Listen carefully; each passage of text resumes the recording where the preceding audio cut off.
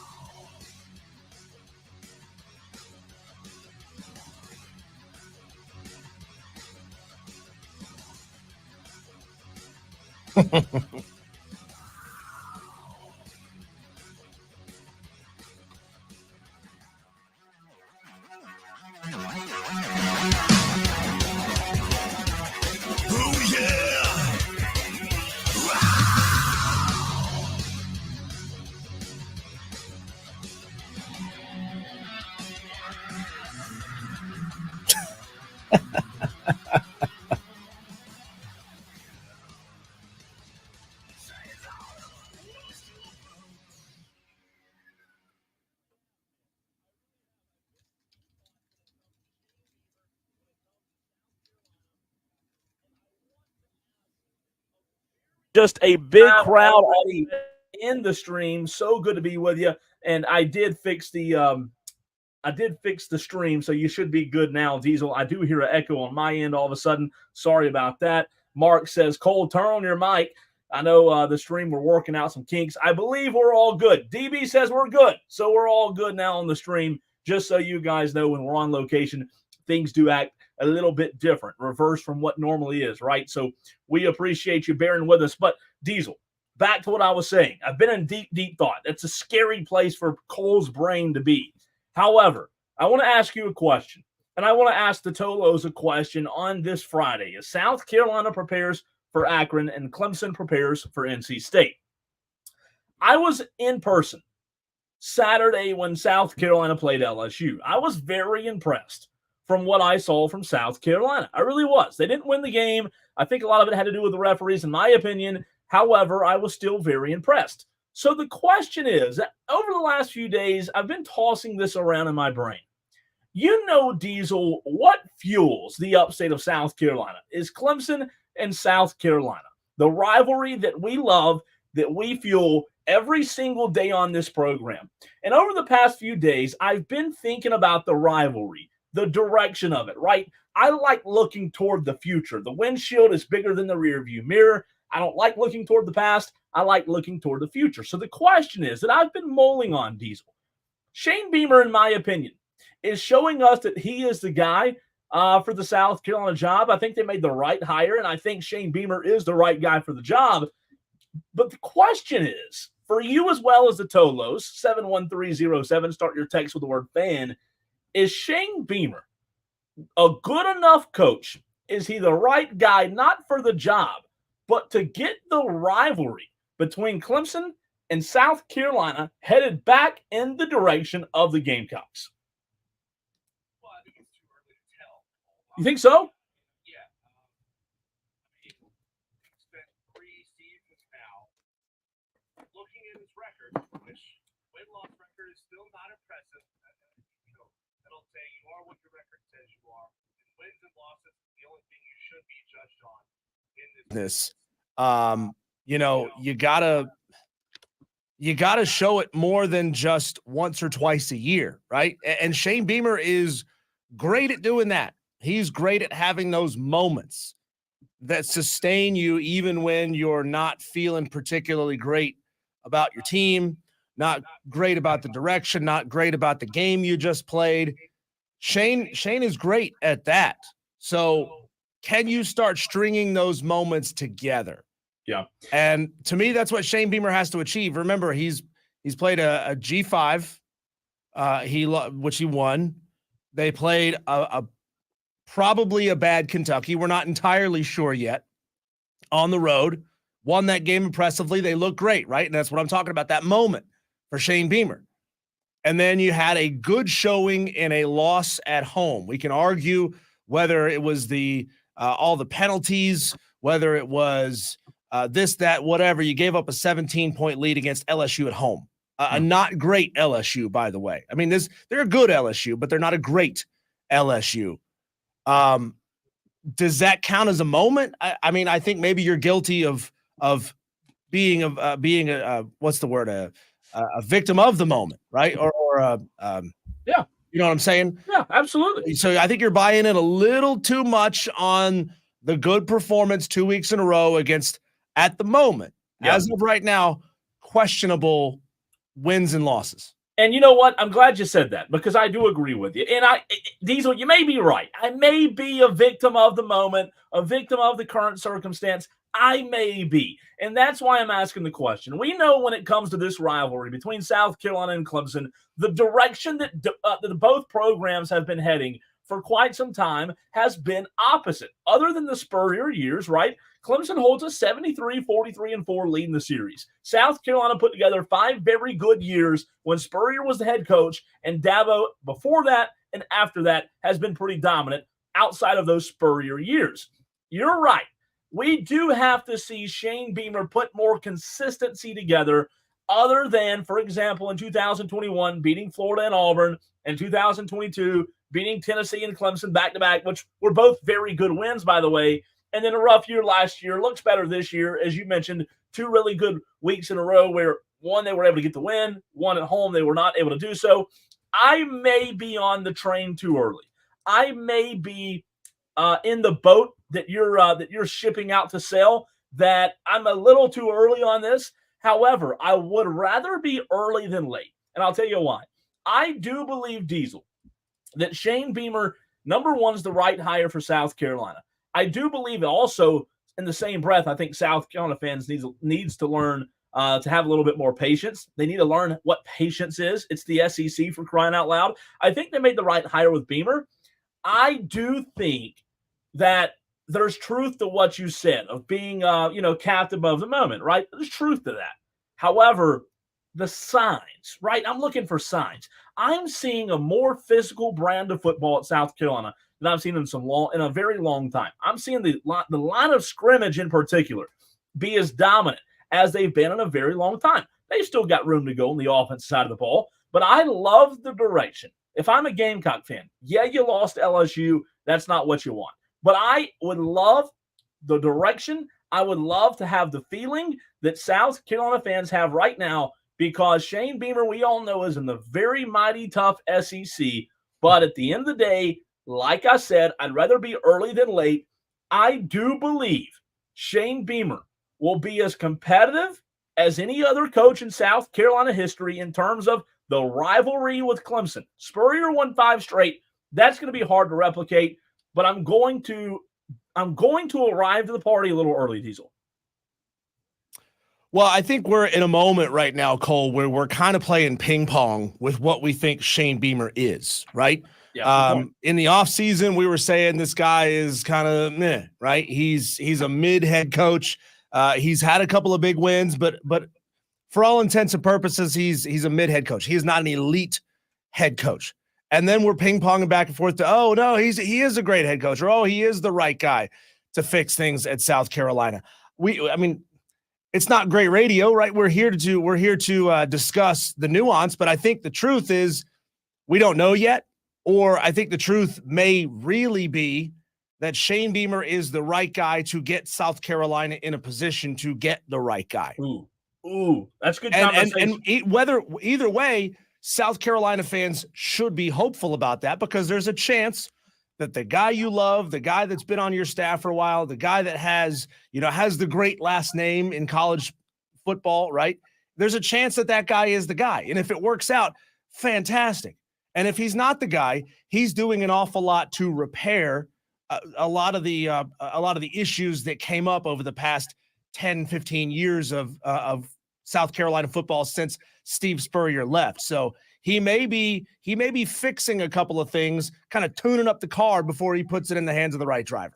I like that you brought that up, because I wanted to go there. I do want to get to the stream first. If you didn't know, not only can you listen to Wire to Wire, but you can watch Wire to Wire live on Twitter, Facebook, YouTube. JB says, I'll hold off on that Beamer hype for a bit. Cole Madcraft says, Beamer can be the right hire. He just has to build/keep a good staff.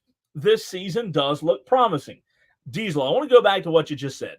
You said he may be the guy that's good enough for South Carolina to get the guy. And I couldn't agree with you more. I think that is a fascinating conversation. I think when you talk about that, and by the way, I had that exact same conversation with a buddy of mine not long ago, Diesel. I think that Shane Beamer does have the potential at South Carolina to be the guy. I really do. However, my question to you is, I'm going to answer your question with another question and say, is South Carolina an attractive enough job to be a landing destination job for a coach that's in the elite category that could replace Shane Beamer? Does that make sense? Yeah, it does. It does. And we'll be going to the phone lines here in just a moment to bring on our Daily Dewey.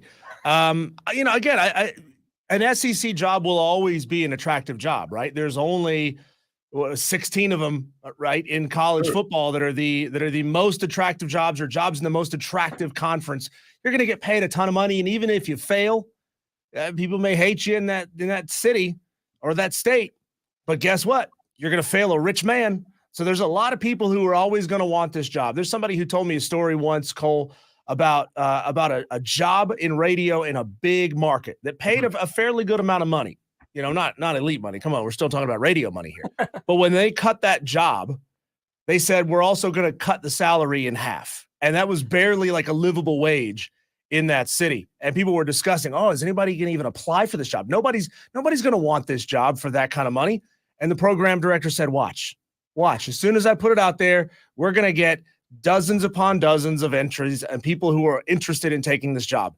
And by God, they did. So Shane Beamer may be rehabbing South Carolina's image a little bit, and he may be laying the foundation of it being an attractive destination for coaches, for students, and for high school athletes and portal athletes. You know, it's funny you said that about the radio job. I do agree with you. I think that's a good comparison. You know, sometimes it takes you a little longer in life to realize that. I think I did the same thing. When I went to Texas, Diesel, another good illustration, when I moved out there to work for the Cowboys, it's a dream job, right? Especially if you're an idiot like me and grew up a Cowboys fan. It's a dream job to go work for the Cowboys. The job didn't pay a lot of money, right? I'm not making a ton of money in Dallas. You know, Dallas is not a cheap place to live. However, to your point, that job, regardless of the pay, you're working for the Cowboys, right? You're still going to get a lot of applicants, and they did. And guess what? I uprooted. I moved halfway across the country and worked for the Cowboys. It wasn't a good paying job. It's one of those things that you now get to put on your resume that you worked for the Dallas Cowboys, and you your career path brought you back here to the upstate, back to the people that wanted to have you back. But if you had chosen to stay in the NFL sphere, now you've had an NFL job, right? You've had a job with an NFL team, and that makes it easier to get another job with another NFL team for sure. It does. And I just wonder, I'm curious, to your point about Shane Beamer, does it make what you just said, it makes it easier to get another NFL job.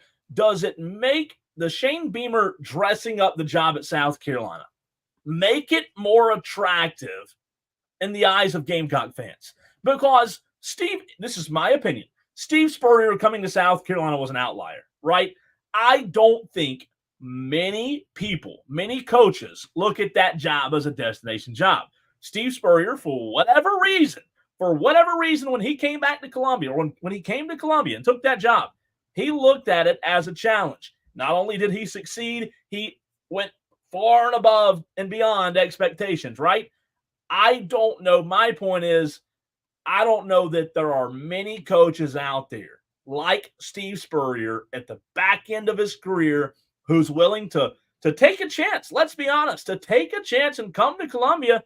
And you talk about a resume.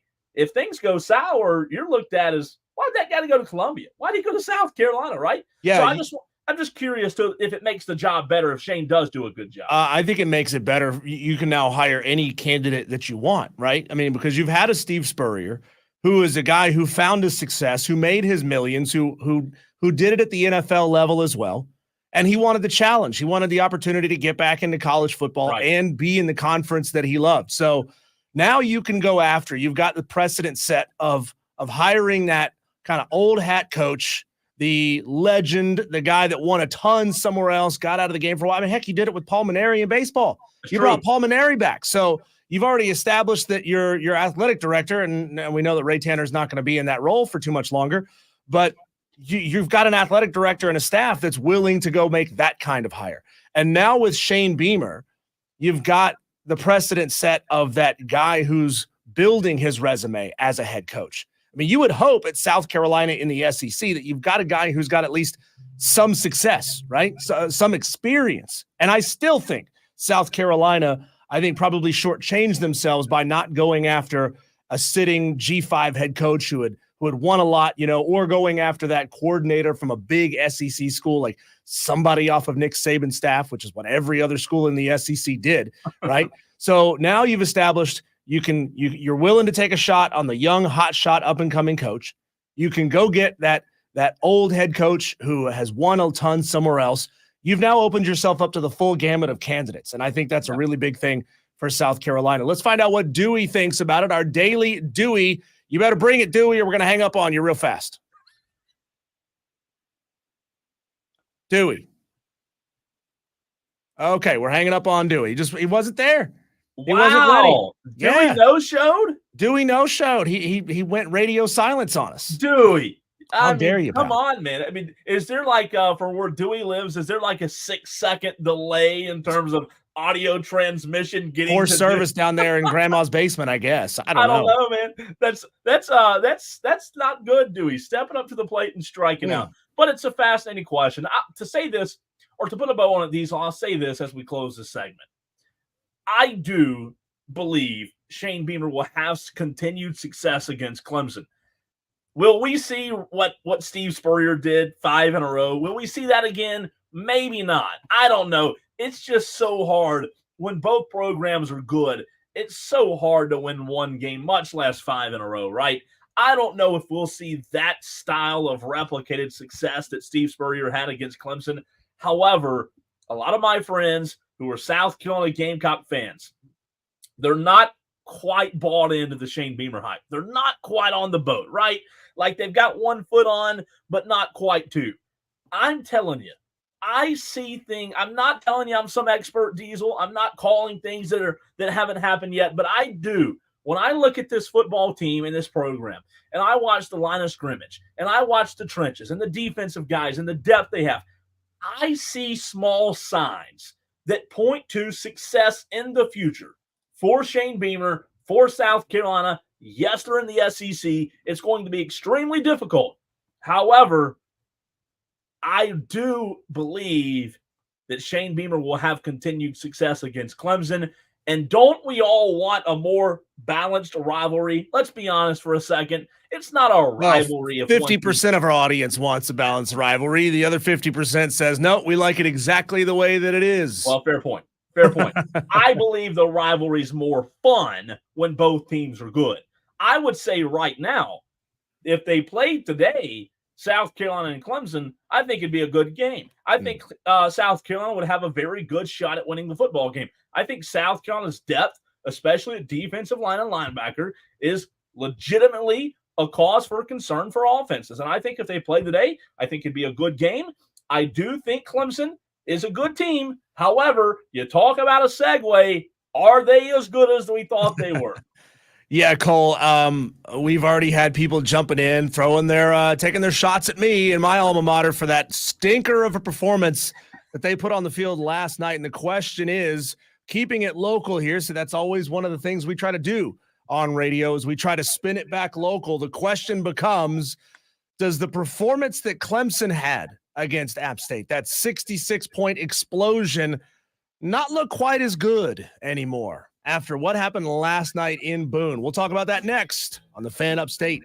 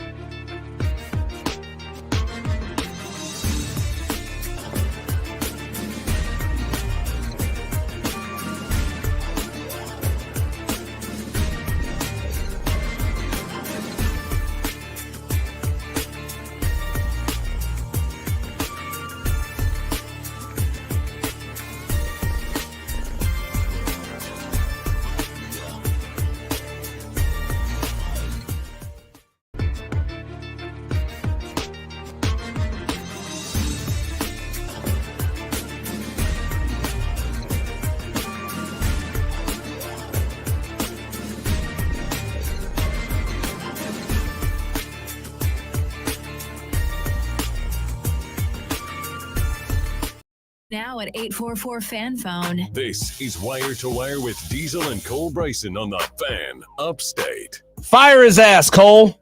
Sean Clark, head coach at App State, ought to be fired. Two of the most embarrassing performances in school history occurred in the same season with just 1 week separating them. That is not App State football. What we saw last night on TV, and I remember joking with you in a commercial break yesterday. I said, every time there is a primetime game in Boone, App State always lays an egg. You did say that. They always suck in those games. I'm thinking the Georgia Southern game where they brought the NASCAR, the App State painted race car to the stadium, brought it out onto the field before the game. I mean, they made a big deal out of it. Last night, apparently, they had a double flyover before the game. I mean, they went all out, and then the team sucked. I used multiple S's because they sucked 5 or 6 times over in that game. Just a pathetic performance for App State last night. 48-14 final score. App scored late in the fourth quarter to make it not quite so ugly, and it wasn't just a Hail Mary at the end of the first half that got them on the board. South Alabama is a good football team. They put up a ton of points the previous week. They've got a good quarterback. They've got a really good running back who goes by the nickname Fluff, and by God, he pounded my App State Mountaineers into the turf last night. And the question on a lot of Clemson fans' minds, or if it's not, it should be, is the performance that South Alabama was able to put on the field last night against App State, which was a total dominance performance, does that reflect poorly, or does that make Clemson's performance against App State, a 66-point performance, a little less impressive? Because if South Alabama can do it, it doesn't make Clemson doing it all that impressive. It's a great question, but first I have to ask, when you say fire Sean Clark, are you mad or are you serious? I'm serious. You're serious. I'm serious. Ship him out. I genuinely am, Cole. I remember when he was first hired, when Eli Drinkwitz left App State to go to Missouri. I understand why you do it. You're making a tremendous amount of money, generational wealth coming to you and your family. I understand why you do it. The problem is App State just hired somebody that was already on staff. They didn't go out and do a search again. They didn't, try to ask the question, do we have somebody, is there somebody out there who would be better? We think we have a good head coach on our hands in waiting, right? And Sean Clark. We think we have a good guy here.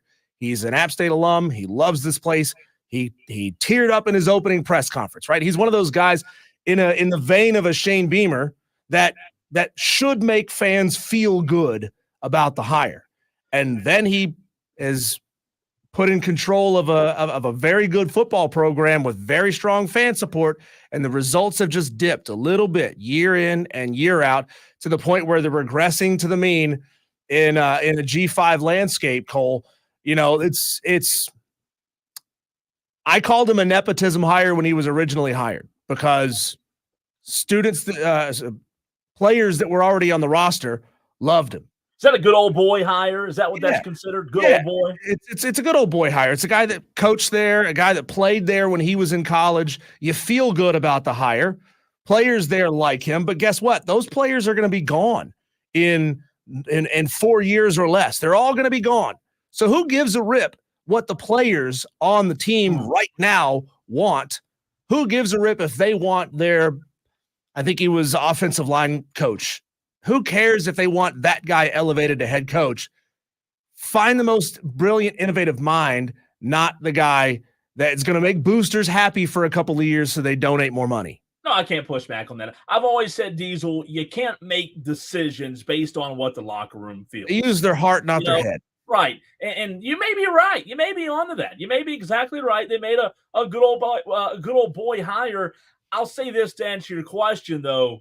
Does it take a little shine off? And sorry for having to put sunglasses on. Speaking of shine on the stream, the sun is shining right into the press box window. I'm at Wayne Hampton High School, Diesel in the press box. But I'll tell you, our job is to be honest. Our job is not to sugarcoat things, right? Our job is to call it like we see it. We're a radio host. We're also entertainers. We're supposed to be entertaining. And I would be lying if I sat here today and said, no, it doesn't take any shine off. It's still a good win. It absolutely takes shine off. Again, South Alabama is not on the same level as Clemson and Georgia, right? South Alabama may be a very good football team. I know Tom called in yesterday and told us how good their quarterback and Gio Lopez was, and he was good last night.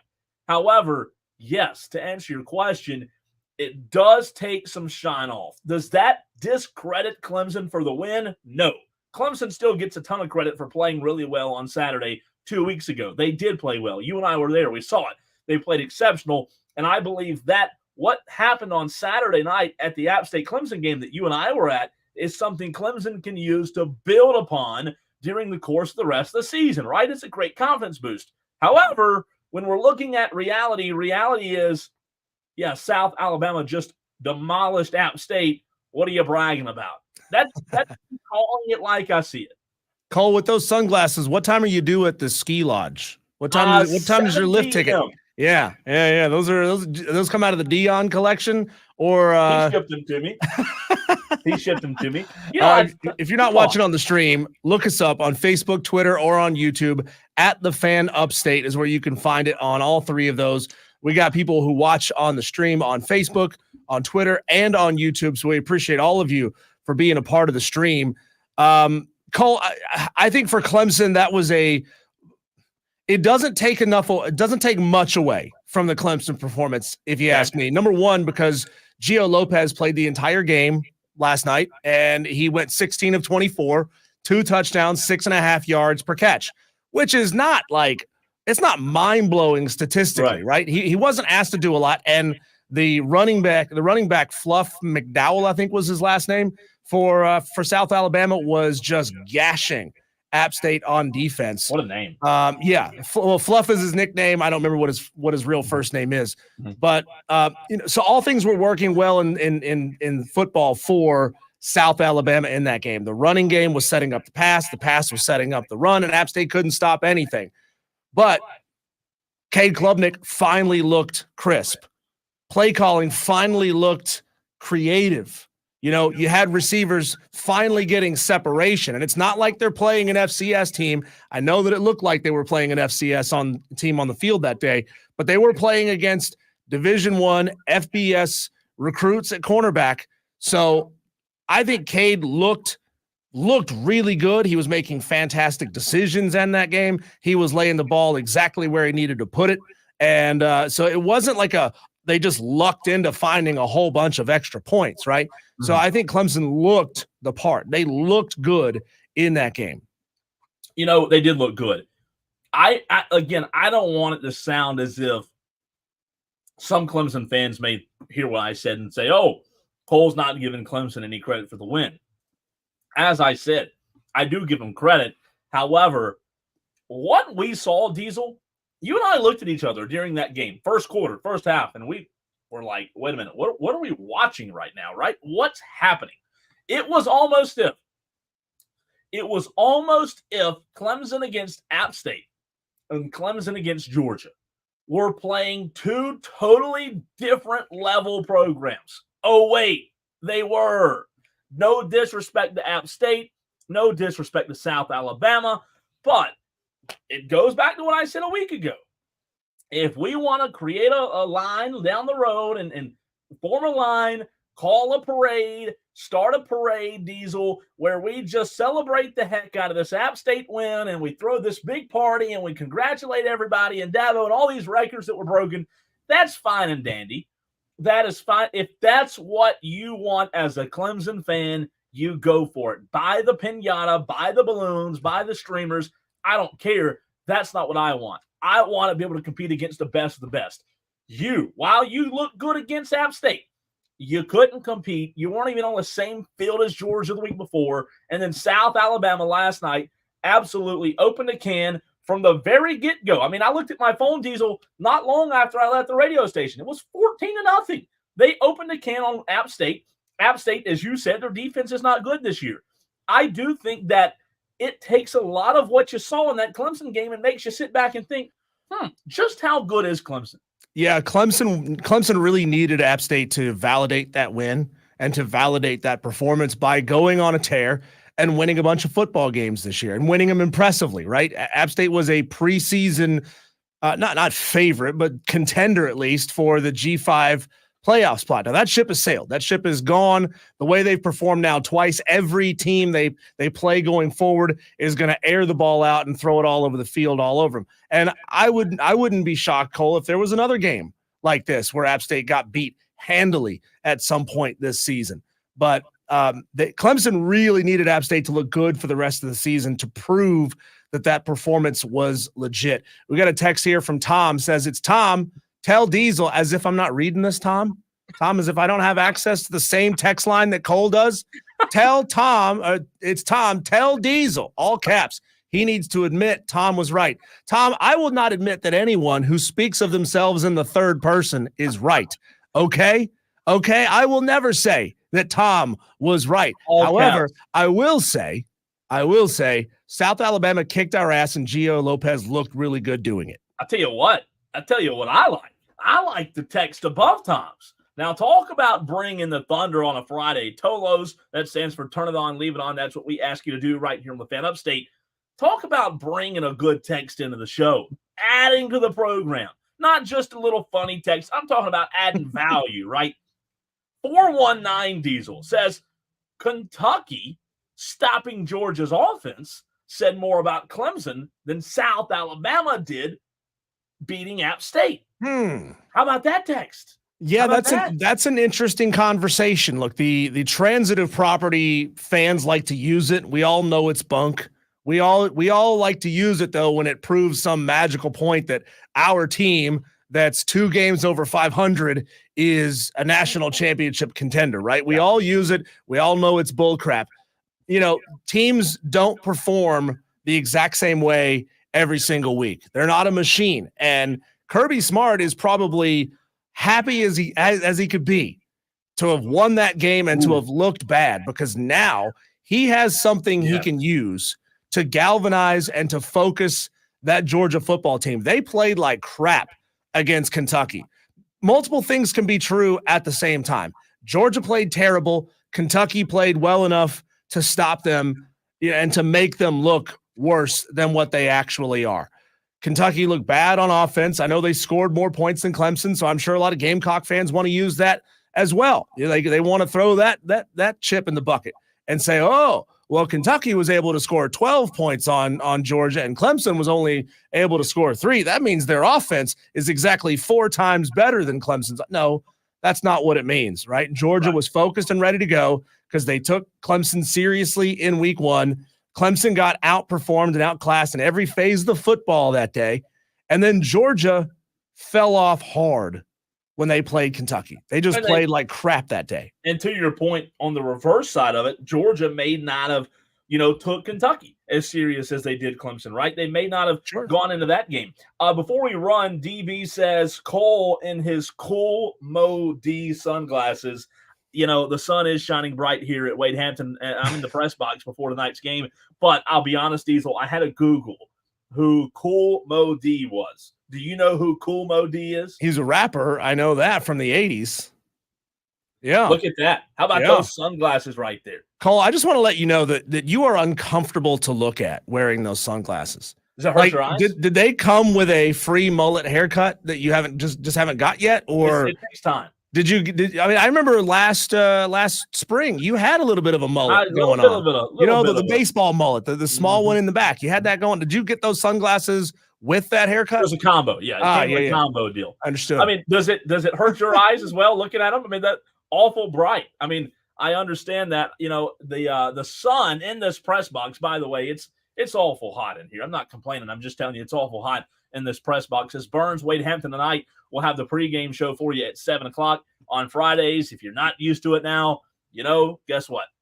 I'm at the game super early. I get here like 2:00 every day, every Friday, and the ADs have to accommodate me. Appreciate Reggie Choplin. And do you feel accommodated today, Cole? Well, they let me in. You know, they let me in. Like, sure. They could have said no. You're not getting in. So absolutely, if they let me in, I feel like I've been accommodated pretty well. All right. Speaking of high school football, Diesel, a couple of big games I want to highlight tonight. I've had a lot of Tolos ask me to get into this on the show, and I have not yet. What's wrong with the Burns Rebels? You and I have talked about it off the air a little bit. They're 0-3. We carry Burns right here on the station. Not a good start. We've had text. I've had people asking me about it off the air. What's wrong with Burns? What's going on? What do we do? The sky's falling. High school football next. Unfiltered.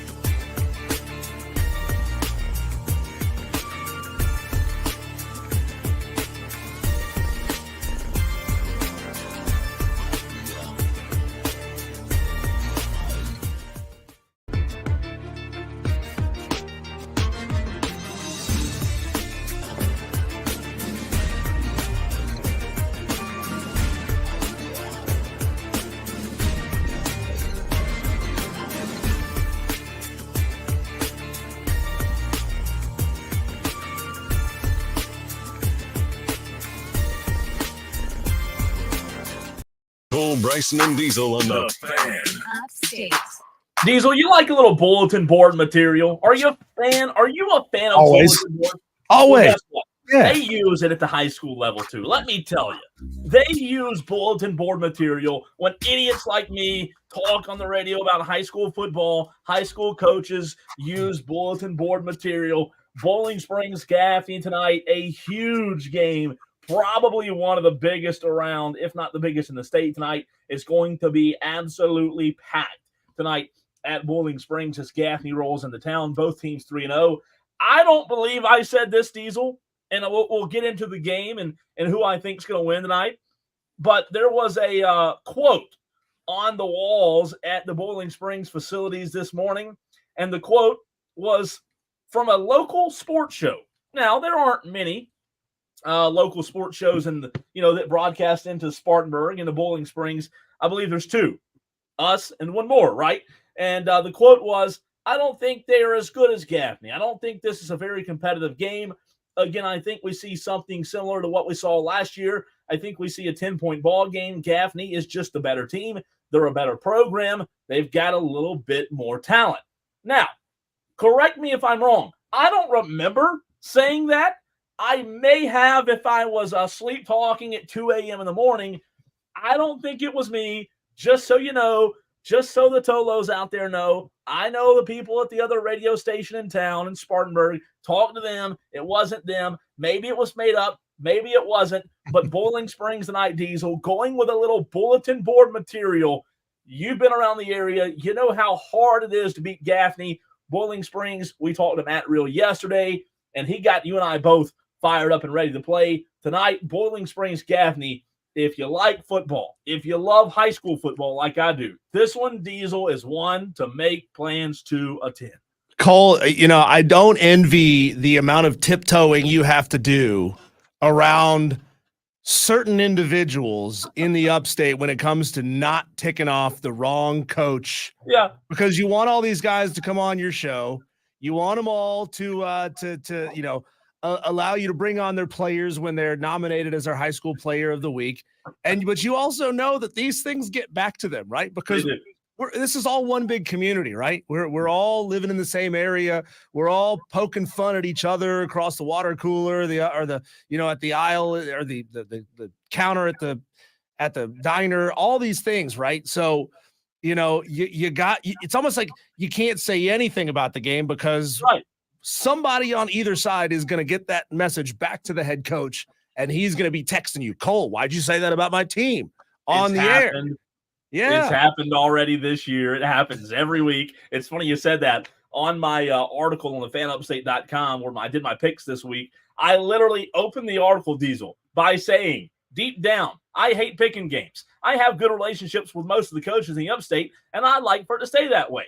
However, there are some coaches and players and fans who get really upset when I pick against them. The reality is I enjoy covering high school football and now have for 12 seasons. I like the challenge of picking games and trying to improve week to week, but I do not intend for it to be anything other than just that, picking games, right?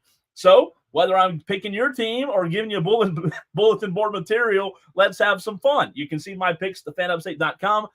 The biggest game, the best game tonight, Bowling Springs hosting Gaffney. You and I talked to Matt Reel yesterday. He was fired up about it. If you're a high school football fan, especially over towards Spartanburg, that game tonight will be worth the price of admission, which I think is $7 for tickets nowadays in the high school realm of ticket sales. $7 or $8. You can't beat it. I'll say this, Diesel. I do think Gaffney wins tonight. I went to Bowling Springs. I'm a Bowling Springs guy. I have a lot of friends, family, really close friends at Bowling Springs. However, I do think Gaffney wins tonight. I think Gaffney, at the end of the day, when this game plays tonight, I think Gaffney will be able to put pressure on Bowling Springs' offense. I like what Bryce Smiley, the defensive coordinator for Gaffney's done. I like that Dan Jones allows his coordinators to do what's best for them. Don't get me wrong. I like this Bowling Springs team a lot. And if they were playing anybody else in the region tonight, I'd probably pick Bowling Springs to win the game. However, they're not. Gaffney is a team that's going to show up. They're going to be prepared. They're going to have the athletes. They're going to get off the bus ready to go. Andrew Roop, you look at guys on the Gaffney defense who are absolute playmakers. You and I talked to Andrew Roop just a few weeks ago, Diesel. He was the Fan Upstate Player of the Week. They've got dudes. Bowling Springs has dudes as well. Lincoln Husky, Kyle Patterson, a really good team in Bowling Springs. However, at the end of the day, I look at this game, and I think it's going to come down to Gaffney's defense makes a few plays. And I'm liking Gaffney to win tonight over Bowling Springs. And then let's get to Burns. You've asked me, everyone's asked me, what's going on with Burns? They're 0-3, right? I believe a few weeks ago you asked me, you know, in the high school conversation, it's hard to talk about hot seats and coaches, right? But how much pressure is there on Burns coach? Well, there's a lot of pressure. There's a lot of pressure on being the Burns coach in general, Diesel. Burns right now, 0-3 start of the season. They haven't had a good start. They lost a lot of players to graduation and even more to the portal, the high school transfer portal. Burns is in a spot where Burns fans are not used to being, Diesel. It's been the year 1996 since Burns last started 0-3. That's a long time. That's 28 years since Burns started 0-3. You know how college coaches are when it comes to tradition. You know how college fans are. Well, high school fans, Burns, Gaffney, Dormans of the world, they're the same way, and they don't like losing. I don't know what happens this year after the season with Reggie Shaw. I don't know if he stays. I don't know if he's let go. But I'll tell you this. Burns fans want to win. That's very simply put. They're in a tough spot. They don't have the talent that they're used to having. And they'll win tonight because Wade Hampton's not very good. But it's going to be a tough season for the Rebels. And I know that we have a lot of fans out there, a lot of Tolos who are Burns fans, like JB, who's on the stream. You just got to be patient. They'll have talent. You know, there's talent coming up through the system, but it's just not there this year. So, as you know, Diesel, and in college, you have down years, and right now it's certainly a down year for the Rebels. Yeah, I was going to ask you the question, but you kind of answered it there for me. You know, the question I had was, is it a scheme deficiency this year, or is it a talent deficiency?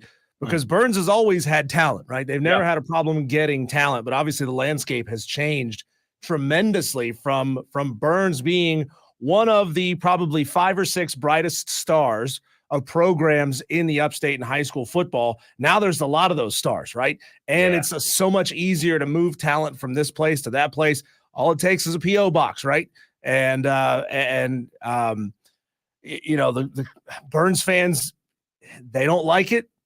Maybe you got to find the guy that's going to play that same game for you instead of playing that game against you. When we come back, Cole, it's time to talk G5 playoff.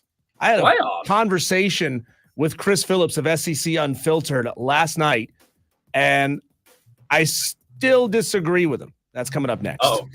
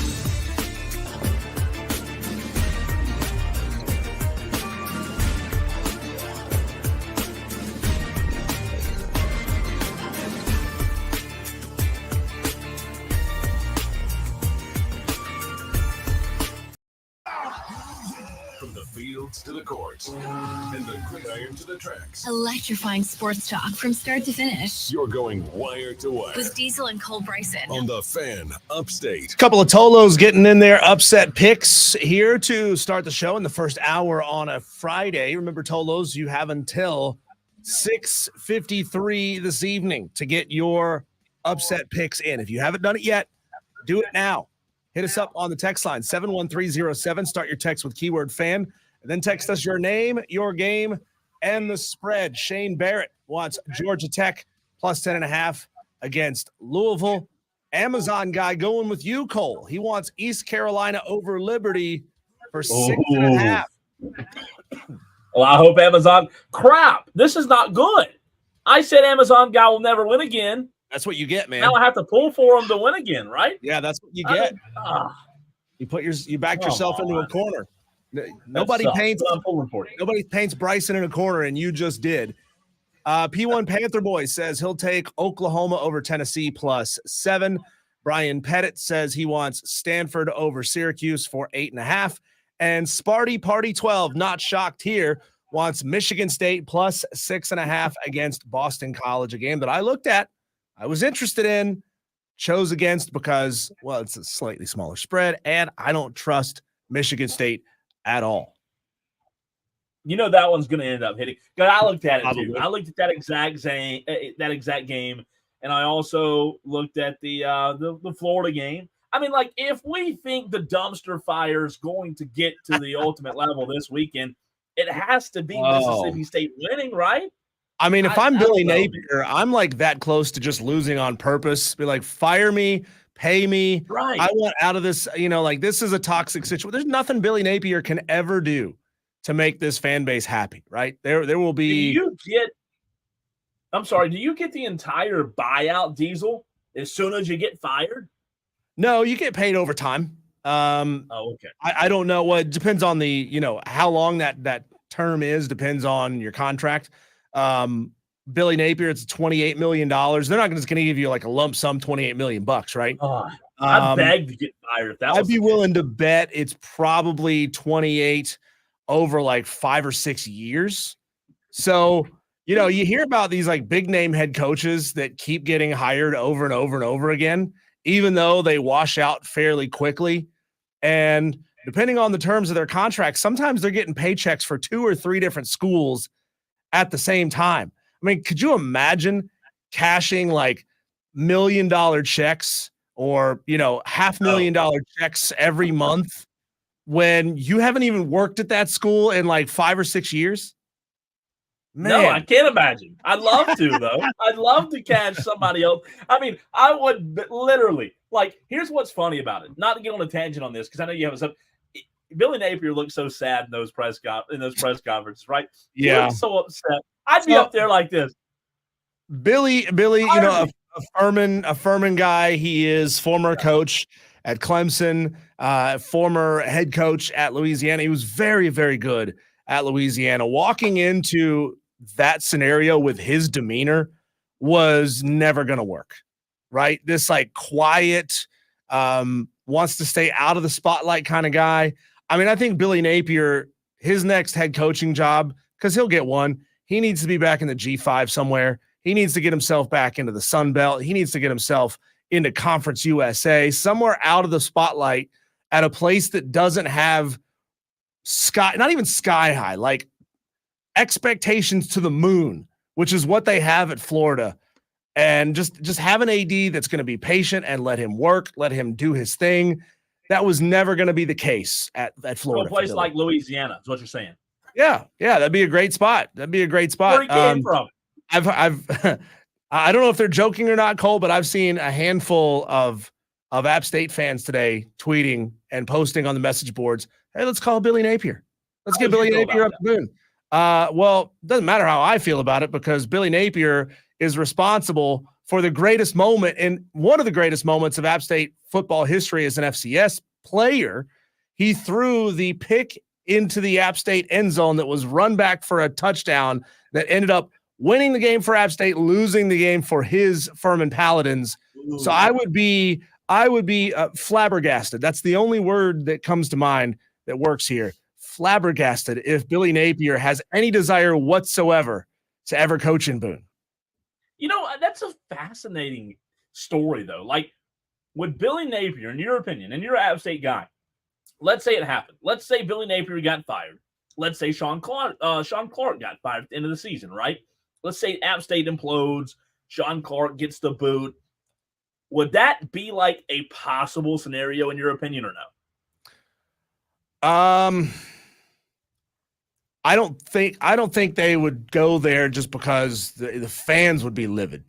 You know, nobody wants to be the school that hires a failed coach right off of a failed situation at a school. Yeah. So a program like App that fancies themselves as a winning at the highest level type of program, probably wouldn't be interested in a Billy Napier immediately. Maybe if he went off and was on somebody's staff for a while and rehabbed his image for a while, maybe then, but that's the only scenario where I could see it. Gotcha. So Ty Duncan 864, by the way, just got his pick in. He's taking Georgia Tech +10 over Louisville. So Cole, Chris Phillips was at last night's App State South Alabama game. He gave me a call after the game and was, raving about the experience. He said, man, the town is beautiful. Had a great dinner downtown about a mile and a half from the stadium. Had a great time walking through the tailgates, even though it was a Thursday night, so it was a little bit muted from your traditional game day Saturday. He said the tailgating scene showed out. The student body showed out. The stadium was great. He's a low-key, fan of App State and what they've done up there for years. But he calls me after the game, Cole, and we're texting, by the way, through the game. And I'm saying, man, I'm sorry that you drove all the way up there for such a crap performance, to see the home team get blown out the way that they did. But he calls me immediately after the game, and he says, number one, it felt like a high school experience, which I know he didn't intend it the way that people typically say, oh, that was a high school atmosphere. But he was talking about it being just laid back and not this do or die. Everybody's at each other's throats like they are at every SEC game. But he also said, given what he saw there on both sides of the ball from both teams, he believes it's time for a G5 exclusive playoff. And I am closer than I've ever been to agreeing with Chris Phillips, but I still vehemently disagree with Chris Phillips. A G5 playoff all by itself. All by itself. No playoff or no G5 teams in the college football playoff. That part wasn't specifically discussed. There's nothing that says, the best G5 team would recuse themselves from the G5 playoff to go play in the national playoff. Yeah. I don't know. I mean, that'd be something you have to work out with contracts, right? That'd be a high level discussion here. But if we are talking specifically and exclusively a G5 playoff where they have no access at all to the power playoff, no matter what they do. I mean, let's just say for the sake of argument that a Boise State, now they're going into the Pac-12 or Pac-6 or whatever. But let's just pretend for a moment that a Boise State, still a G5 team, is just insane. Like 100-7 murdering teams all year, no matter who they play. And you're telling me that team can't get put into a power playoff because they don't have the right patch on their jersey? I mean, I'm not down with that. It's a good question. The very first thing that I think of, and again, this is something that maybe you would have a little more expertise on when it comes to G5 and revenue. But would that, if you were to have a G5 college football playoff solely by itself, would that impact the revenue potential, or the potential revenue rather, that the top G5 teams would get if they were in their own playoff compared to if they made the college football playoff? I'm not completely certain that it would. Okay. I don't think, if you're asking, would it hurt the revenue because they can't get into the power playoff at the end of the year? I'm not certain that it would. It would certainly hurt the revenue if you no longer played teams who were in the power conferences, right? I mean, a lot of schools from Boise State all the way down to Jacksonville State, they depend on playing those power programs year in and year out, just as Furman does, just as UT Chattanooga does. They depend on playing those power programs for a big source of revenue. Sure. Most of them are getting somewhere between $750,000 and $1.5 million to play that game. And that's a lot of money to those schools. I remember having conversations with App State's athletic director at SID a couple of years ago, and he was telling me even in the height of App being really, really good, they were still strapped for cash. Yeah, right? Like that's still something. The power programs that are getting $50 million a year handed to them, they still have to budget too. Like let's not pretend that they don't. But there is not a lack of resources at those schools, the big schools, the Ole Misses, the Alabamas, like there is at the G5 level. I don't believe, Cole, and there's some people who will argue this till the day is done, right? I don't believe that we will never see or could never see a G5 team win a playoff game. I do genuinely believe that whoever that elite of the elite, best of the best G5 team is every year has the chance to win a game in the playoff. One game, maybe. Do I think it's incredibly likely? No. And if you want to place the litmus test of winning 50% of those games, well, that's awfully high, right? You're giving them one opportunity every year to say you got to win 5 out of 10 or you don't belong here anymore. I think that's a very, very, very tall task to ask. I want to get to a couple of texts, but before we do, I will respond to what you just said. I agree. And when you ask the question, Diesel, about the G5 having its own playoff, I would be for it just because of that. Just because we're never, in my opinion, going to see a G5 team win a national championship in the college football playoff. To your point, you said they may win a game. They may, right? You have to play the game. Maybe a really good G5 team, maybe a really good Liberty team or a really good Boise State team one year goes in the first round of the playoff and plays the 5 seed or whatever it is, and they upset them. It could happen. However, if we're looking at it from a standpoint of allowing them to have their own, kind of like the FCS does, right? I know it's not a great comparison, but the way the FCS has their own playoff, the G5 having their own playoff, I believe you'd get more competitive playoff games from the G5 teams involved. And I also believe, Diesel, the regular season game would become of more importance because you have a playoff where the G5 teams feel like they have a reason to. I'm not saying the regular season now doesn't hold any meaning, but imagine from a G5 standpoint, if those guys had their own playoffs and they were fighting to get in, boy, would those regular season games mean a lot, right?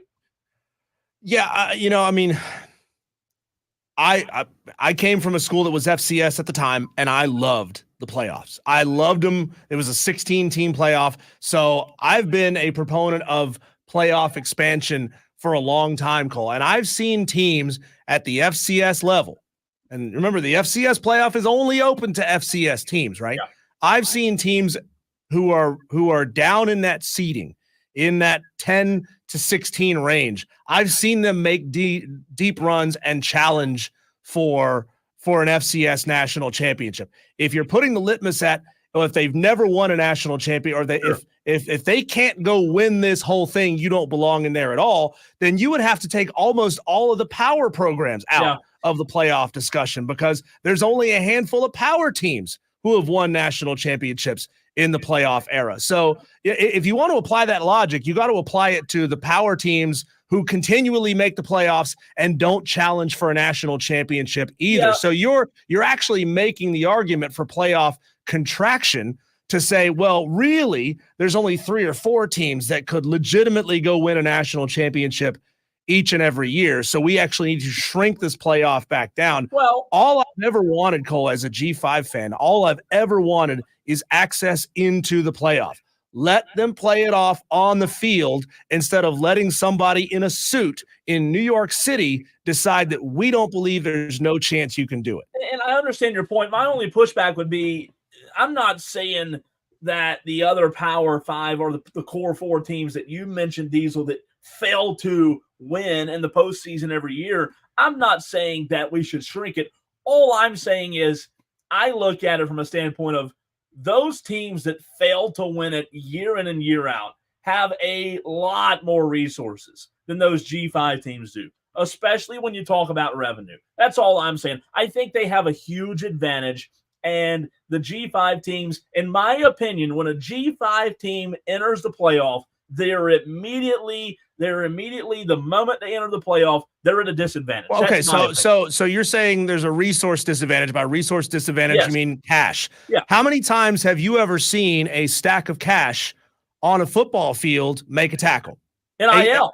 No, that's not what I mean. I mean a real life, you've got stacks of $100 bills and you've stacked them up in a pyramid. How many times have the resources made a tackle? I don't understand. Not once.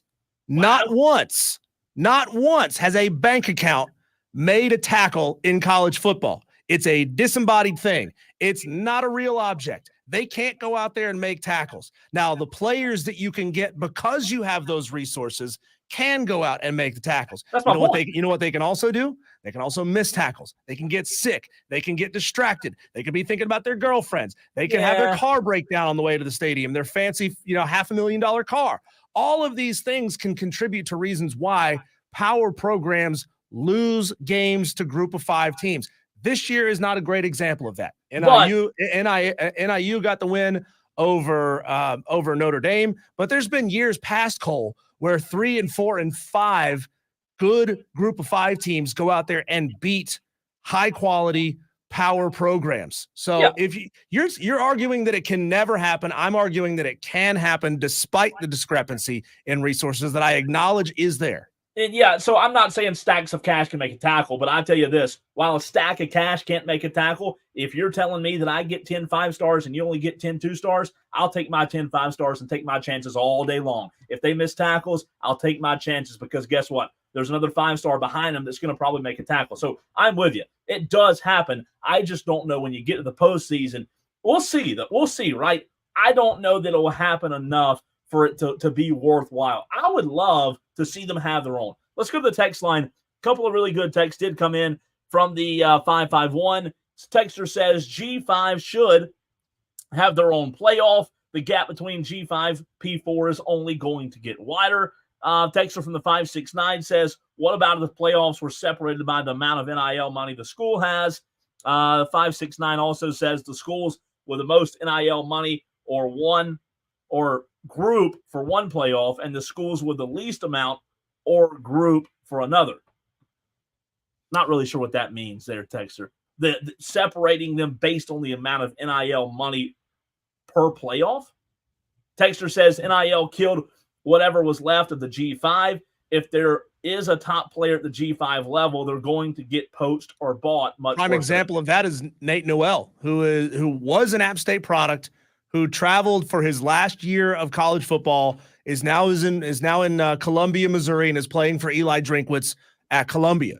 I completely agree with that. I completely agree with that, Cole. And I've argued for a long time that there needs to be some form of payment, some form of reparations, essentially. If you've got a player that school A has spent a tremendous amount of money developing, who then up and transfers because there's no rules, there's nothing that says he can't, up and transfers to another school. Well, that school needs to pay, the school that he's going to needs to pay a development cost back to the school that he came from so that they can go back and backfill from that and use that money to backfill. And that's my point about them having a large advantage. We're going to take a break. We'll come back and have Smitty, Sports Talk Media Network, joins us every Friday during football season. We love Smitty. You do as well. We'll talk Clemson. We'll talk Carolina. We may even ask Smitty about the G5 playoffs. All of that next.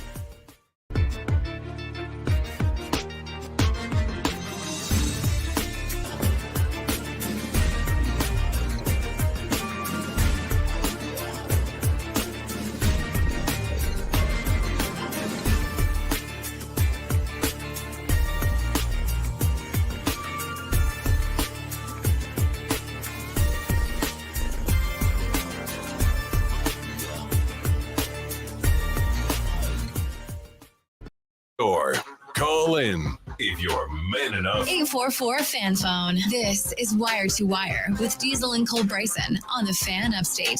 It's 4:20 on Friday, and it's football season. 1 + 1 = 2, and those two mean it's time to talk to Matt Smith. Smitty, Sports Talk Media Network, covers South Carolina football, covers Clemson football as well. Appreciate you joining us as you do on Fridays, Smitty. I want to start with a question that Diesel and I were just having a conversation about in the very last segment. We were debating whether the G5 should have its own college football playoff. What say you, Smitty? Well, that's interesting. Let me ask you this. When you say that, does the winner then get entered into the larger playoff, or do they just walk away with a trophy on their own and that's the end of their season? That's a difficult question, Matt, because then you're pushing the start of the power playoff back by potentially a couple of weeks to give that G5 playoff time to unfold. And that's not advantageous. That's not good for anyone, right? Right. No, I agree. So it's interesting. So what you're trying to do, what you'd love to do, and I understand this, and it's similar to what happens with NCAA basketball. And this is part of the question. Is it better? Here's the problem as I see it. Let's say Coastal Carolina has a big year as they did a few seasons ago, and they run, let's say it's something to the effect of Coastal Carolina, and we'll use South Carolina's opponent. Let's say Akron has a big year. It's never happened, but it could. And they get to the finals.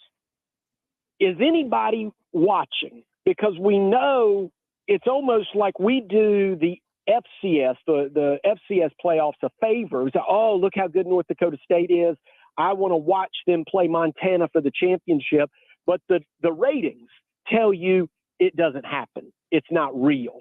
And in the NCAA tournament, what happens is we see a 12 beat a 5, and the ratings are enormous. So I guess what I mean is I think we all want to do the right thing for all of these smaller programs, whether it's baseball, basketball, or football, and give them the respect that they deserve. And we think putting them in a spotlight will do that.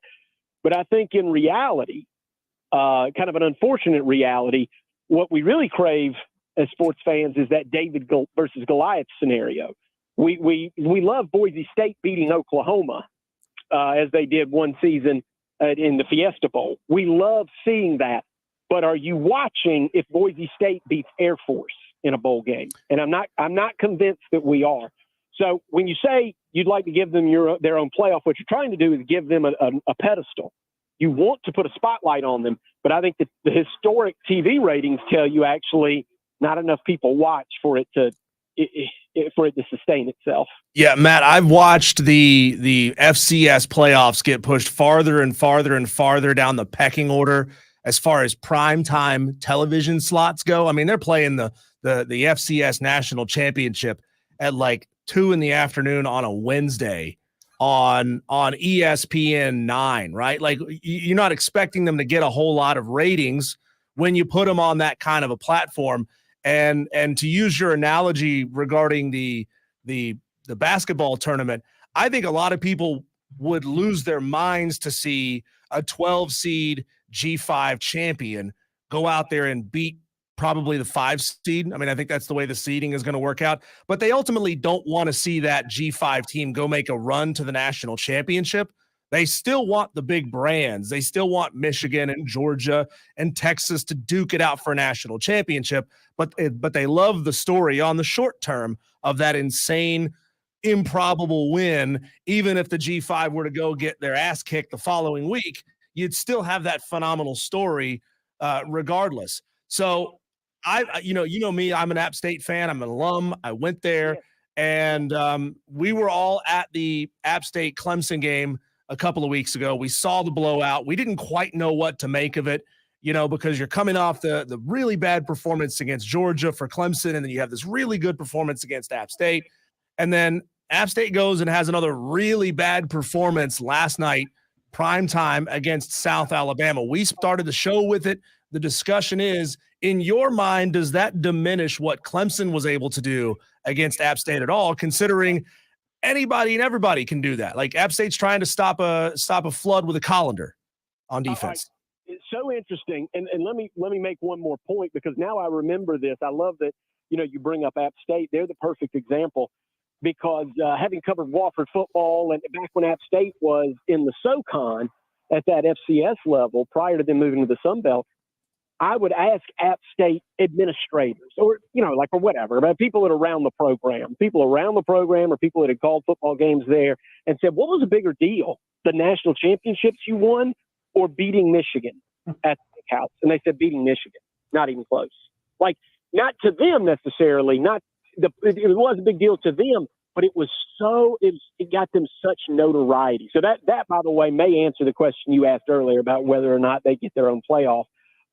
They got more run out of beating Michigan randomly, a team coached by Lloyd Carr, than they did for winning their own national championship at their level.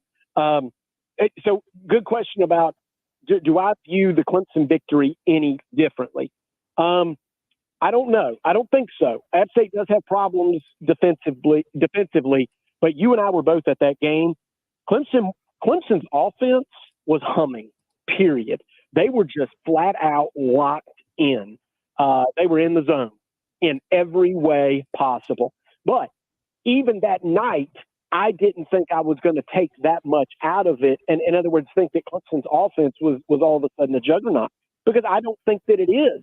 I think they'll still be finding themselves, say, tomorrow night against NC State, which I think we all think has a pretty good defense. That, with their first couple games notwithstanding. I know offense has been the bigger problem, but I don't know if anybody knows what to think about NC State rolling into this game, a 19-point underdog. But so does it diminish what Clemson did? I don't think so, because I don't think anybody thought they were truly an offensive juggernaut. They are somewhat the team we saw roll it up against App State, put up 700 yards of offense in the first half, like nothing we've ever seen, like video game numbers. And they're still that offense that sputtered against Georgia and couldn't put up 200 yards of offense against one of the best defenses in the country. Both of those things are still true, despite what we saw from App State and South Alabama last night. Smitty, I find this very interesting. You talk to coaches. Diesel and I both talk to coaches. Coaches will tell you, when you look at the schedule, we're not looking ahead. We're looking at this week's game. However, let's look ahead. Clemson plays NC State. We all believe that, for the most part, that game should go in the favor of Clemson, maybe in a big way. What game do you look ahead to? I mean, I don't want to just say this in a disrespectful way, Smitty, where it sounds like Clemson plays a bunch of nobodies. But with Florida State being as bad as they are, do we really feel like Clemson's going to be tested anytime soon? Not if they play to their abilities.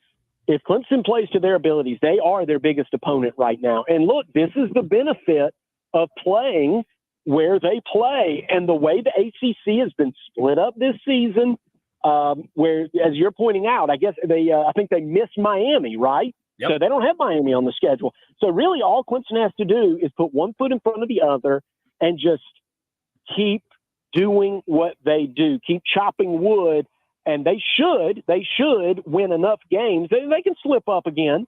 They haven't even lost. Think about it. They haven't lost a conference game. So, and they're just now getting into conference play. But the point being, they've got all of their goals still in front of them. The truth is, their journey, their fate, really didn't change by losing to Georgia as badly as they did. They could have lost that game by 7, 10, 14 points, and they'd really be in about the same place. They'd be ranked higher, but as we know, rankings don't mean anything right now. Everything that matters to Clemson is going to matter on the fact that they've got conference games ahead in South Carolina at the end of the year, because we all know, we don't have to get into it, we know what that means and what it means toward recruiting and all of the rest. So to your point about will they be tested by them, it's only in the mirror. They have to play to their standard moving forward. And look, they could slip up. There are some teams that are potentially dangerous in the ACC, but it does look like they caught a break. Grayson McCall's hurt, and frankly, NC State is not the team. I was at ACC Media Days.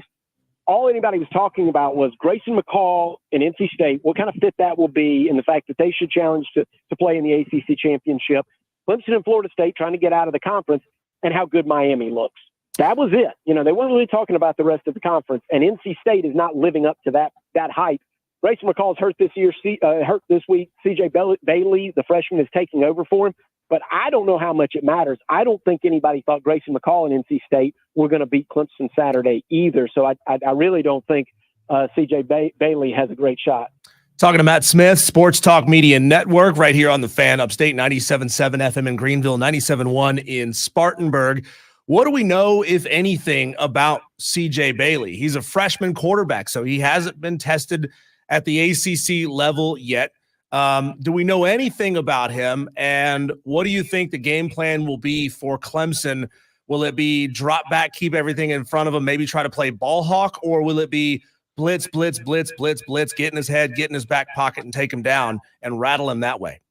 It's a good question. I think when you defend, take Grayson McCall, which is who they thought they would be defending, you always have to watch out for how dangerous Grayson McCall was, not just with his legs and moving the chains that way, but the way he would affect the defense by getting outside the pocket and then making plays kind of against the grain on those schoolyard scramble plays. Now, C.J. Bailey, we saw him in limited action last week, and he was good. He was good, but that was Louisiana Tech. So you ask what Clemson will do. I think Clemson has got to, when you're playing a freshman quarterback, and he came out highly rated out of the city of Miami, and everybody thought C.J. Bailey, after Grayson McCall moved on, he's heir apparent. So there's talent there. I don't think that's a concern, but I think first road start, freshman quarterback, if you're Wes Godwin, you have to be thinking about exotics and stunts and giving him different looks and not showing him anything until the play clock goes below 15 and you lose that communication to your coaches. You just have to, because that's part of defending a young quarterback. And then you mentioned, keeping everything in front of you. I do think that's important because, look, you get down where everything's compressed in the red zone. That's where you want that young quarterback to have to think twice before pulling the trigger and, maybe make the throw into traffic and make a mistake. So I absolutely, positively believe that you will give him different looks, but by the same token, you're going to keep things in front of you and probably play those safeties deep, because you got to make them earn it. You can't give up any cheapies, because that's what NC State wants. They want to get lucky a couple of times and put pressure on Clemson. And Clemson wants the opposite. Make them earn it. Make them get 4, 5, 6 first downs. Make them run a 12-play drive to get in the end zone, because the longer this game goes, the more it favors Clemson, who's just frankly more talented than North Carolina State. Smitty, on the South Carolina Gamecock side of things, my last question for you. You know what? Moral victories, I don't love them. However, I do like where South Carolina is. I like the grit they showed even after some call it blowing a 17-point lead. I don't call it blowing a 17-point lead. They were playing LSU, not Akron. LSU's a good team. Where does South Carolina go from here in your mind in terms of the rest of the season? We know they have Akron Saturday night in Columbia, but when you look at the totality of the season, there has to be a feeling of meat left on the bone for the Gamecocks. Yeah, I'll say this, and I'm going to give credit to my colleagues at Chief Sports because I just saw this headline under something that they were saying somewhere on YouTube, and I just agree with it. The biggest takeaway from that game, South Carolina LSU, once you put aside anything about the controversial calls against Lawrence Sellers hurting his ankle, any of that, put all of those storylines aside, South Carolina is a good football team. I think that's what we know now. We didn't know that when they played ODU. We thought maybe they just played over their heads on the road against Kentucky, and the way that defense played, the way they absolutely shut down the Wildcats, any semblance of a passing attack from Kentucky. And then we saw them play LSU, and just in building a 17-point lead and being in that game for 4 quarters, throwing, getting back down and then making plays defensively and coming up with what, would be pick sixes. They're good. And I'll tell you what, maybe more importantly than anything else, Raheem Sanders, when given a crease, proved that he still has that fifth gear that we saw 2 seasons ago at Arkansas. And that's what we didn't know. We didn't know, he put on some weight, then he lost the weight. What kind of runner was Rocket Sanders? We assumed he'd be good, but could he get that fifth gear?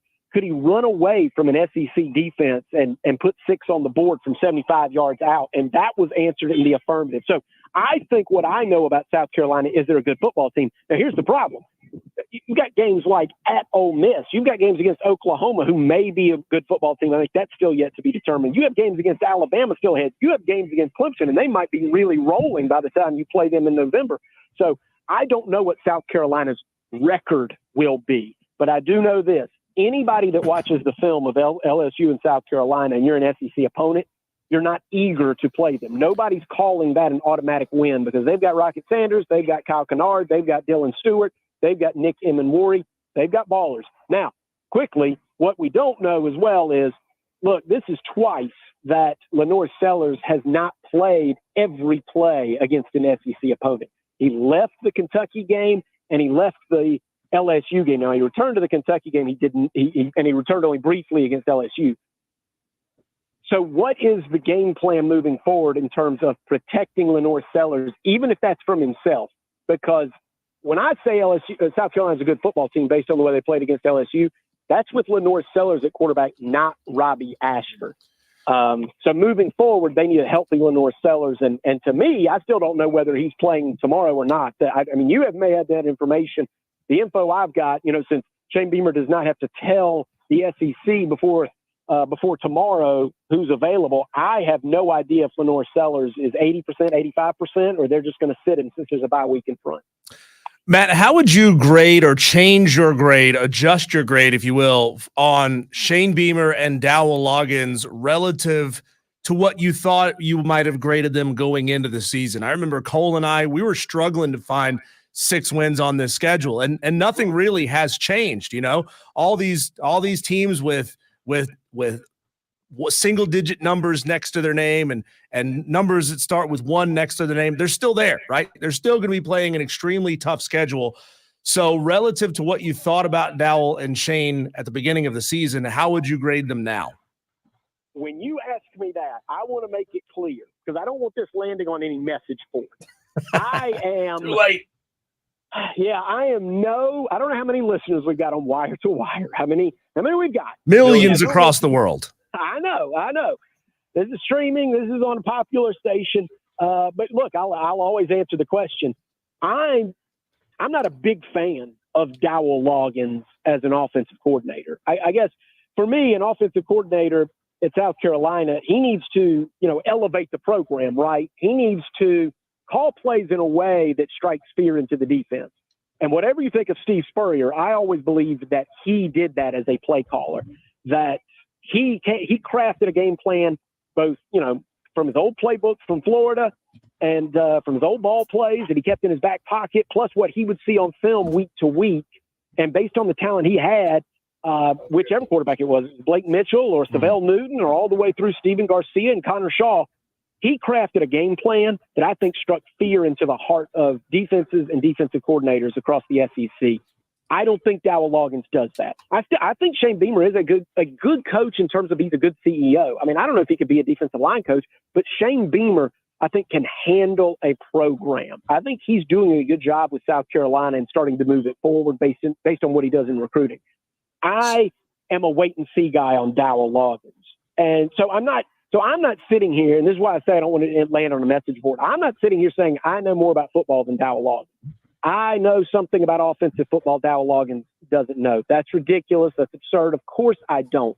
But when I look across the spectrum of college football and I look at who makes waves as a coordinator, who to me makes differences, a difference maker and elevates programs, and you see certain defensive coordinators that can do that and certain offensive coordinators that can do that, I don't think Dowell Loggins falls in that category. But you know what? He could change my mind. He hasn't been at South Carolina, that long. And this is a completely different offense than he ran with Spencer Rattler. So, look, I don't want to be mealy-mouthed about it. I just don't want to say, oh, he's not a good football coach. No, that's not what I mean. I don't know. I'm not convinced the marriage of South Carolina, Lenore Sellers at quarterback, and Dowell Loggins at offensive coordinator, I don't know if that's a hit or not. Yeah. I don't know if it's a hit. But we'll see. We'll find out. He certainly can prove it to me. I'm in the camp of I give him like a C- right now. Great stuff as always, man. We appreciate you. Have a great night, and we'll talk to you again next week. All right, I hope that stirs up the callers. I hope you have 2 hours of angry phone calls after that. Well, Matt, before you go, I can promise it's going to end up on a message board because I'm going to put it there myself. Watch out. All right. I thought we were friends. That's right. That's Matt Thanks, Smith, Matt. Sports Talk Media Network. Fantastic stuff, Diesel. Yeah, we really appreciate him coming on the show with us. When we come back, Cole, we'll have a truncated version of our Daily Wires, the buzz around the sports world. That's coming up next.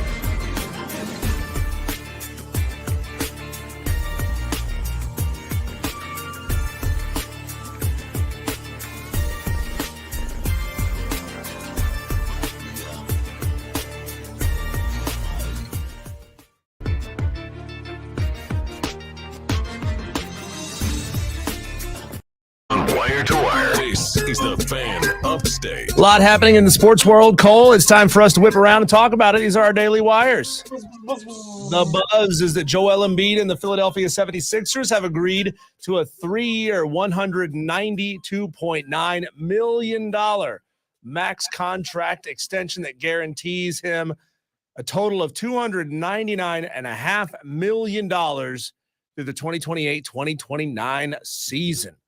Ooh. Big money, fat paid, you could say. Shohei Ohtani, first 50-50 player in Major League history. Here's what it sounded like with him getting both the 50th stolen base and the 50th home run. There they go. Throw to third. Beats him, but he got his foot in. The 50th for Ohtani. On a 1-2, Ohtani sends one in the air. The other way. Back it goes. Gone! One-of-a-kind player. And nobody on the East Coast gives a rip because he's playing in California. Way to go, Shohei. It's bad but true. All right. Yeah. Let's see. Bryce Young admitted yesterday he was surprised when the Carolina Panthers benched him in favor of Andy Dalton. We have some audio of that we'll play a little bit later on in the show. We also have this one, Cole. Lions coach Dan Campbell is selling his suburban Detroit home to get more privacy, he said, because people found out where he lived and they have started coming after him when they're losing. Interesting. Scary situation. Tough days over there, yeah. Yeah. He said, the Washington Mystics pulled out a 92-91 win over Caitlin Clark and the Indiana Fever last night before a record crowd of 20,711, the largest crowd in WNBA history. Big night for the WNBA and the Washington Mystics. And finally, Cole, Derek Carr has been fined for his Michael Jackson crotch grab end zone celebration against your Dallas Cowboys. The rule book states a player can be flagged for unsportsmanlike conduct for, quote, an act that is sexually suggestive or offensive. The fines haven't been made public yet. However, a first-time offense for an unsportsmanlike conduct is $14,069. Ouch. That's tough, man. But there's no fine for, beating the crap out of your girlfriend on video. They don't fine you for that. Yeah, that's bad luck. Bad luck. Bad luck. All right, it's the weekend menu. The best games in each time slot. Diesel and I will decide next. Breaking news. We break the mold. This is Wire to Wire with Diesel and Cole Bryson on the Fan Upstate.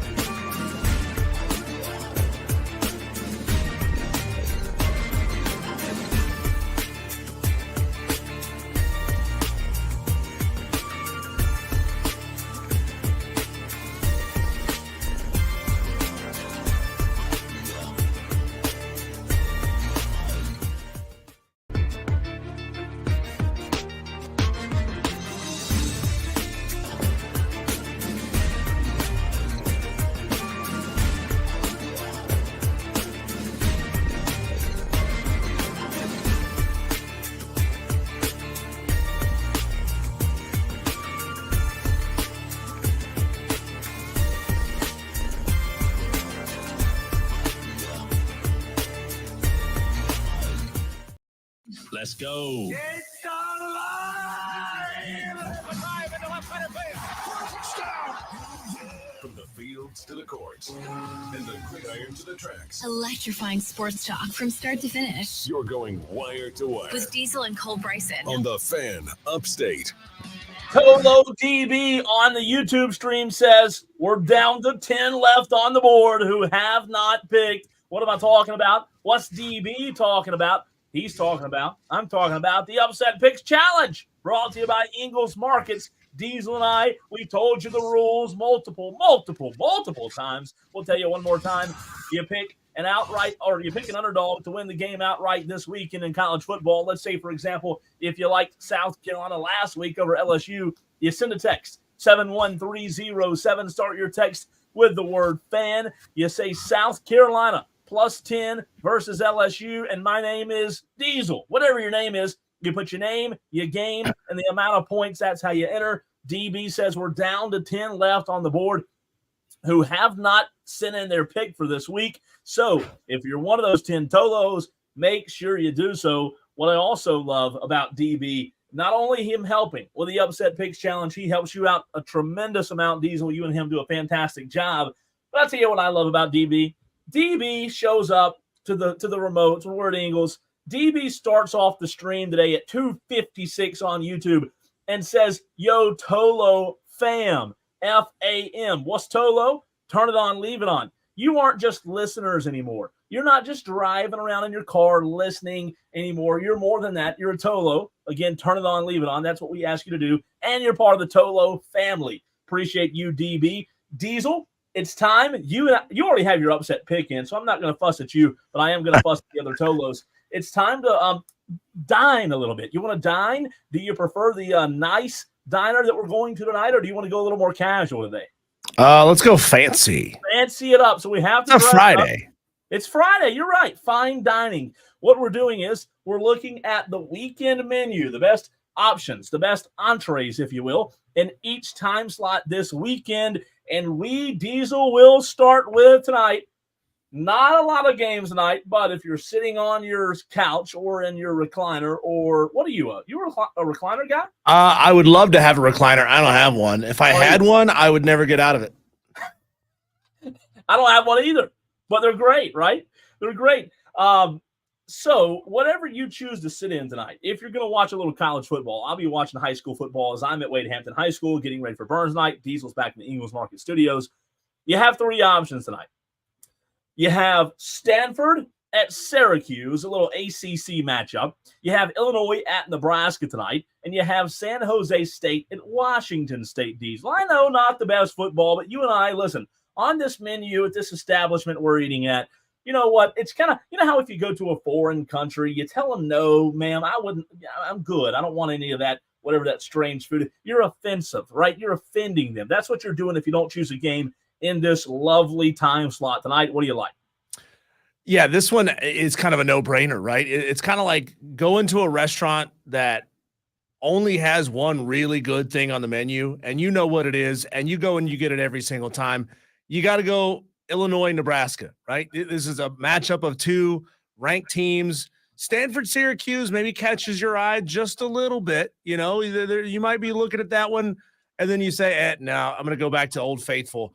And this Illinois-Nebraska game, you know, has the opportunity to keep Matt Rule's team rising up those leaderboards. I mean, you win up that ranking list. You win this one, you're probably cracking the top 20 because there's going to be ranked teams ahead of you that go down, maybe teams that are in that 16 to 21 range. Somebody there is going to go down this weekend, right? So you have the opportunity to now jump back into the top 20. And how long has it been? I'm sure Dan B knows because he has one of those little counters in his office somewhere that says how many days it's been since Nebraska was a top 20 ranked team. Ooh. You know, we're headed right back there. I think it's going to happen this weekend. Nebraska at Illinois. Illinois at Nebraska is your choosing. You know what? I'll go different from you. I don't want to get the same item you get, right? We won't know which one's better. I'll go Stanford, Syracuse. How about that? Is it weird if you're out with a buddy having lunch and you both order the same thing? Like couples do that. Couples order the do it, same yeah. thing. No, so it's a little weird. It is a little weird, right? Like you won't admit it when you're doing it, but if you and I go get lunch together, it'd be different than you and your wife or me on a date, and we order the same thing, right? It'd be like, Diesel, why are you getting the same thing I get? What are you doing? What are you doing here? I mean, what are we doing? What are we doing? Let's make it very clear, right? What are we eating? All right. So those are your Friday night options. It's Saturday now. We're going to turn the calendar page to Saturday, and we're going to start at noon o'clock. If you have a game that I didn't put on our list here, I only picked a few from each time window, Diesel. If you have a nominee that you want to throw in, you can certainly do so. But I put 4 down for the noon time slot. I like this time slot. I really do. The first game, not going to be close, but I'll read it to you anyways. Marshall at Ohio State. I think Ohio State's favored by like 9,006. Only 40. Only 40. Gotcha. I'm sorry. My mistake. NC State at Clemson, Marshall at Ohio State, Florida at Mississippi State, or Jalen Daniels in Kansas at West Virginia Country Roads. Take Diesel home. Which one are you going with? I am actually with I don't think this NC State Clemson game is going to be all that competitive. I think Clemson is going to roll NC State. And if I'm looking at this from a national perspective, not a local perspective, not what I like, not who my teams are, I think I'm going to be paying attention to James Madison at North Carolina, because as far as the national fan is concerned, James Madison is still a brand, right? It's still a name. I know they lost a lot when Kurt Signetti headed to Indiana. I know the former James Madison quarterback who was there last year is now at Texas State. He looked great, by the way, last week against Arizona State. I still think there's a lot of juice in that orange, in that James Madison brand. Playing at North Carolina, I think that's the one that's going to get my attention to see if James Madison can step up and become that new giant killer the way App State was and seems to have been falling off. That's a good one. I'm glad you listed that one because I didn't have it on my list of 4, right? I had Marshall, Ohio State, NC State, Clemson, Florida, Mississippi State, Kansas, and West Virginia. So I'll tell you this. I like your pick. I agree with you. I do think, Diesel, when you talk about JMU from a national perspective, they kind of need this one, right? I don't want to say they've fallen off like to a major degree, but they kind of need this one. And if they're going to get North Carolina, this year seems like a year they can do it. I know they're not the JMU of old. However, boy, this would be a big page turn for JMU. I like the pick. However, what do people turn into, or what do people tune into politics for? What do people turn in when the debate's on across the country? Dumpster fire. It's a dumpster fire. People turn the debate on. They tune into the debate. When you talk about politics, they tune into the debate because you're right. It's a dumpster fire. And that's why I am tuning in to 12 o'clock noon tomorrow. Sign me up. Pop the corn. Mississippi State hosting Florida. This could be the end. This could be the very last game for Billy Napier. If this thing goes down, I don't know if you like the movie The Titanic. If the Titanic goes down, Diesel, I want to watch. Yeah, it's one of my favorite comedies, Cole. I love the movie Titanic. I love that. Yeah. Did you say favorite? I'm with you there. I completely understand your thought process. I don't think there's any chance Billy Napier survives this weekend. I don't think he sees Monday as the head coach at Florida if they lose that football game to Mississippi State. I think he's done. We already know that the money has been raised. It's kind of like putting a gun to somebody's head and pulling the hammer back. Right. That's where they are right now. The hammer's back. And now that trigger pull is a lot lighter because the hammer's back. Yeah. And if they lose this football game, it is curtains. It is over for Billy Napier. He's probably not even going to be invited to the post-game press conference, right? Like, don't even waste your time, Billy. Don't come and explain to us why this one didn't work out. You're done. Get out of here. It may be time, if that happens, it may be time for the fire alarm to go off in his press conference, much like it did last week for Mike Norvell, right? So I'm going to go Florida at Mississippi State, Diesel, for noon Saturday. My computer's doing a little freezing up. Can you still hear me okay? Yeah, I got you loud and clear. Good. I just wanted to make sure I didn't lose you. After the noon time slot tomorrow, we have 2 games. So you have a few games at 2, and then you also have a few games a little bit later in the afternoon. 2 o'clock, you have Virginia Coastal, Arkansas State, Iowa State. Iowa State's a good team. However, I know that you may lean toward the 3:30 and just, not watch football for an hour or watch the ending of Florida, Mississippi State. But can I interest you at all in Virginia at Coastal tomorrow? That one's going to be interesting. Coastal, another one of those G5 programs that got a lot of attention, right? And are fighting for relevance in this brand happy space, as is James Madison. You're always fighting to stay relevant. And I just don't know that Coastal Carolina beating a down bad Virginia is really going to cause me to tune in and watch. I just don't. It doesn't grab me. And by the way, do we think that they're doing this so that they'll get people who would punch out for halftime, as all the noon kickoffs are going to go to halftime at roughly the same time? Sure. They start scheduling these 2 o'clock games so that just about the time those games are going to half, these 2 o'clock games are starting to kick off. So now gives you a reason to tune in and watch. Could be, or it could be for YouTube TV purposes, right? Just so you can have 4 games on different games. Maybe they can stack the box a little bit differently. That may be a good thought there as well. But you're right, 2 p.m. window. Nothing there seems jumping off the page, especially with Arkansas State and Iowa State. But when those 12 o'clock games that you referenced, when those do come to an end, Diesel, 3:30 tomorrow, USC at Michigan, UCLA at LSU, Georgia Tech at Louisville, and Memphis at Navy. 4 good games. Now, look, I believe, and you may disagree, we may spend some more time on this segment or on this window, because I think this might be the best window tomorrow, Diesel. Yeah, this one is the best. And the easy answer is Southern Cal, Michigan, right? You got 2 massive brands, blue bloods, 2 teams that have no business playing in the regular season, right? They ought to be playing each other in the Rose Bowl, damn it. End of the season, the way that it's supposed to be. Nationally, Georgia Tech kind of they came up with a whole lot of attention and then have kind of fallen off a little bit. So I don't think you're going to get a lot of national attention on that one. I don't think you're going to get a lot of national attention on UCLA, LSU. It's all going to the big house. Ooh, you're going to the big house. You know what? I do believe that this is where YouTube TV, where you can watch 4 games at once, I believe that this is where you really get your money's worth. And I agree. The Michigan game, with them hosting USC, that's kind of the marquee matchup. UCLA LSU could be a really good game. Hey, Georgia Tech Louisville Diesel could be a good game. And Memphis Navy, by the way, that's somebody's upset pick, right? That's mine. I really do. Navy's playing phenomenal defense. 3:30 is a time slot where you've got to kind of be in front of your TV. So if you have like honey-do list, you might want to wrap them up before 3:30. Wouldn't put them off until later in the night, because you're probably not going to do them.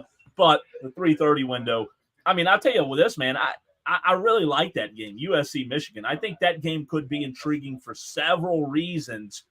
But from a standpoint of Michigan, if they were to lose this game, I mean, Michigan, you talk about teams needing this game, Diesel. Michigan needs this one badly when you look at the 12-team playoff and their playoff hopes. Yeah, they got punked against Texas. Yeah. There's a lot of people who are looking at Michigan as, it was a great story last year. Yeah, you still got a pretty good defense, but you got no offense. You can't get it done against teams that really matter. So this is their opportunity to kind of get back into that national conversation. Getting blown out the way they did against Texas really, really hurt their chances of an at-large down the stretch. And Michigan may still make the Big Ten championship game. It's hard to say, right? It's an outside shot, I think, for Michigan to make that game, which now puts them as an outside shot at an at-large, because we don't know how many the Big Ten is going to get. Are they in a position to be the second best team in the league? Probably not. Our third best, that's pushing it. Fourth best, maybe. If the Big Ten gets 4, I think Michigan be one of those teams that gets in, but otherwise they're fighting to get back into that national conversation. I agree. That is the game. However, I have to ask this question, and I'll give mine as well. Even though we both agree that Michigan really needs this one, do you think they stand a chance? Because I think with it being at Michigan, Diesel, I think that holds a lot of weight. I really do. That's a tough place to play. However, this year, I like USC. I like USC not just in this game, but from watching them in that first game and the way they battled back and fought to the very end against LSU on the night before Labor Day. I like Miller Moss. I like Lincoln Riley. I think that they are going to win the game. I do, though, think it'll be close. Yeah, Michigan's home dogs. The matchup predictor gives them a 42.5% chance to win this game. They need it. They need it bad.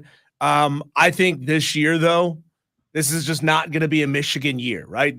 You'll have a good team. Everyone will say, hey, you lost a ton. You lost your coach. You lost your quarterback. You lost a lot of offense to the NFL, and you still had a damn good year. Yeah. But it's not a great year. It's not an elite year.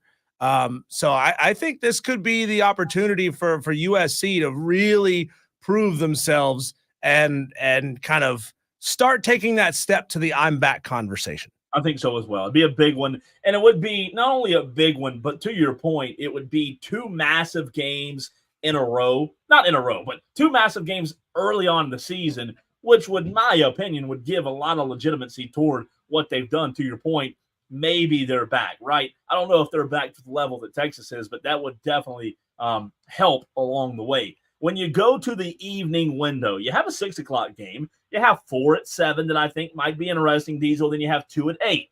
I'm going to read all of them at once. That way you can kind of decide if you want to watch Memphis Navy or Michigan USC all the way to the end, take you a quick break, and maybe come back for an 8 o'clock game. I'll give you the choice.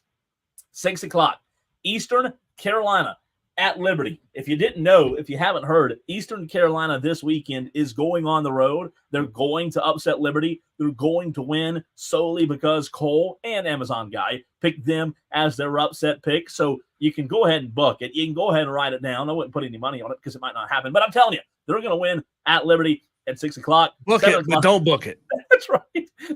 Book it, but don't. 7 o'clock, Miami at South Florida. Cal at FSU, Tennessee at Oklahoma. Ooh, Akron, South Carolina, 7:30. Both of those games that I read to you last are at 7:30. And then at 8 o'clock, Michigan State, Boston College.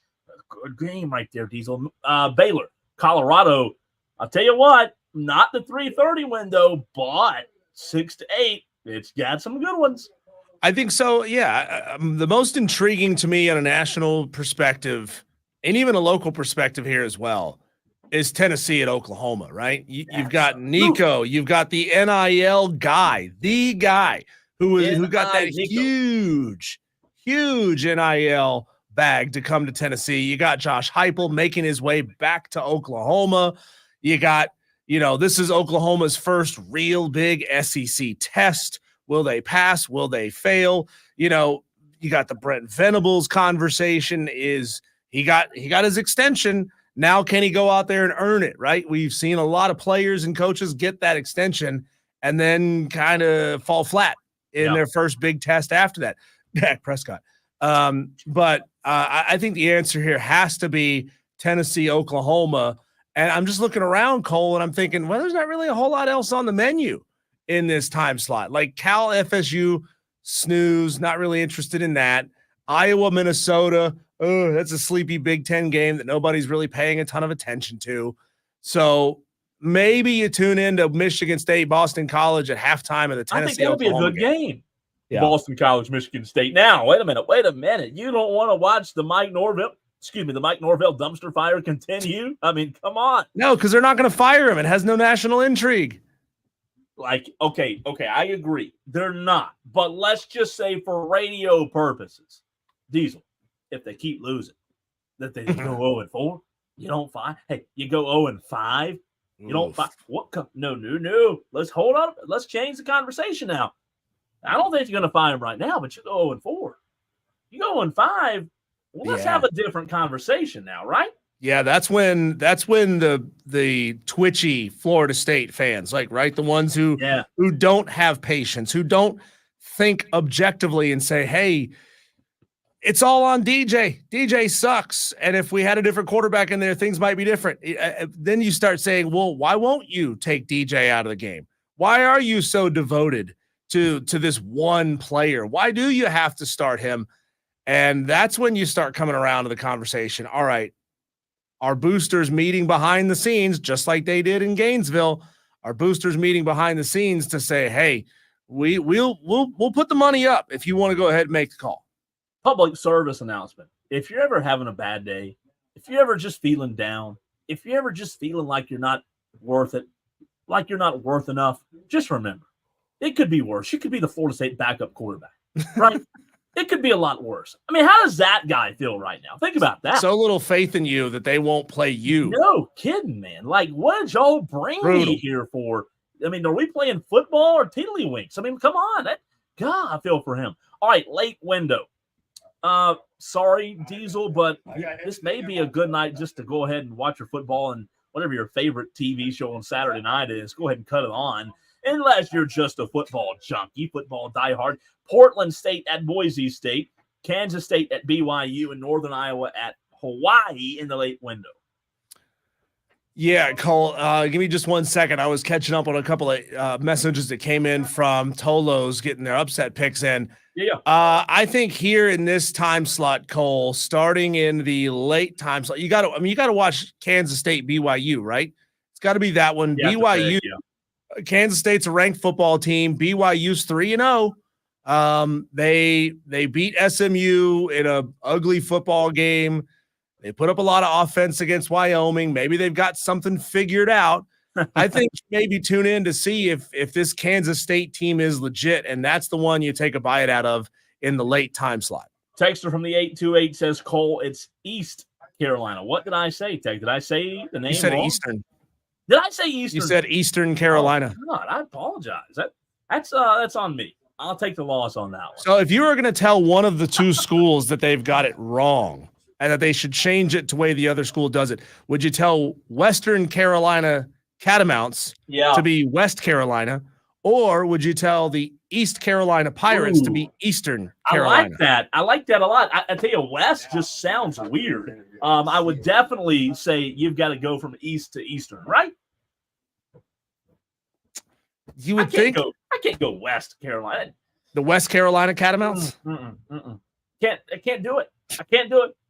And that is today's or tomorrow's menu. We appreciate you being a part of the program. Still a lot left right here on Wire to Wire. Quick reminder, I am at Wade Hampton High School, where I'll be signing off in about 40 minutes from now. Diesel will be taking you home on this beautiful Friday. Beautiful but warm where I am. And you have what? An hour and 40 minutes to get your upset picks in? You better do it now. You better. Time's running out, Diesel. That's right. We got a couple of those that have just come in. We'll get to those to acknowledge them on the other side of the break. And I want to ask you the question. Why is it that you're a school or you're a fan of the school or the team that you're a fan of? Oh, boy. Did you choose it, or were you indoctrinated into it? Or did you marry into it? I'd like to know from you next.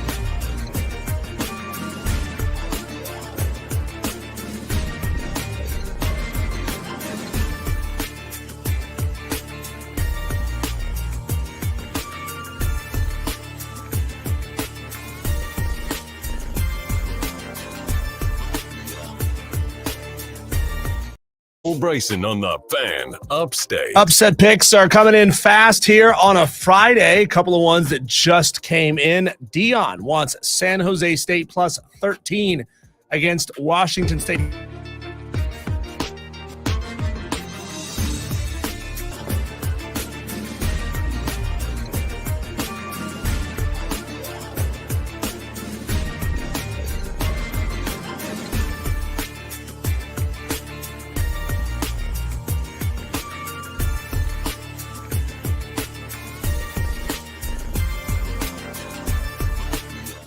Lock the spreads in as of 3 o'clock on Wednesday. We know that they will change after that, but that's why we also invite you to get your picks in and take a look at this early on Wednesdays so that you have the most accurate spreads.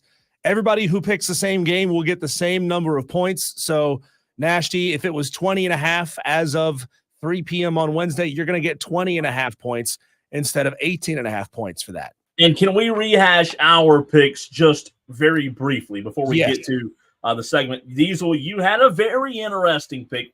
I don't think you and I have – well, we may have one time. We may have 1 week picked the same game. Outside of that, it's been – I don't think we have. Have we not? I don't think we picked the same game yet. Okay, might be right. No. So I took an AAC game because I didn't feel super pumped about any of these Power 5 games. I took Memphis at Navy, where Navy is a 9.5 point dog. I like it, Diesel. Memphis, they beat Florida State last week, but they didn't run Florida State, right? Like they didn't blow them off the football. Florida State seems like a team to me that's kind of quitting on them mid-season. They're not really fighting hard the entire game, and Memphis is a good football team. But I think Navy is disciplined enough on defense to shut them down, and they haven't played any elite teams yet. But Navy is scoring a ton. Well, so if they can play ball control with their style of offense, I don't hate that pick. I just really am high on Seth Hennigan. I think he's one of the better quarterbacks, one of the more underrated quarterbacks in the nation. I really do like him. I think that could be closer than expected on Saturday. However, I'm going Memphis in that one. My upset pick for the week, I'm going Eastern. Oh, you did it again. I did it on purpose. Eastern with an ERN, East Carolina Tolos, East Carolina over Liberty. Liberty probably on paper is the better team, right?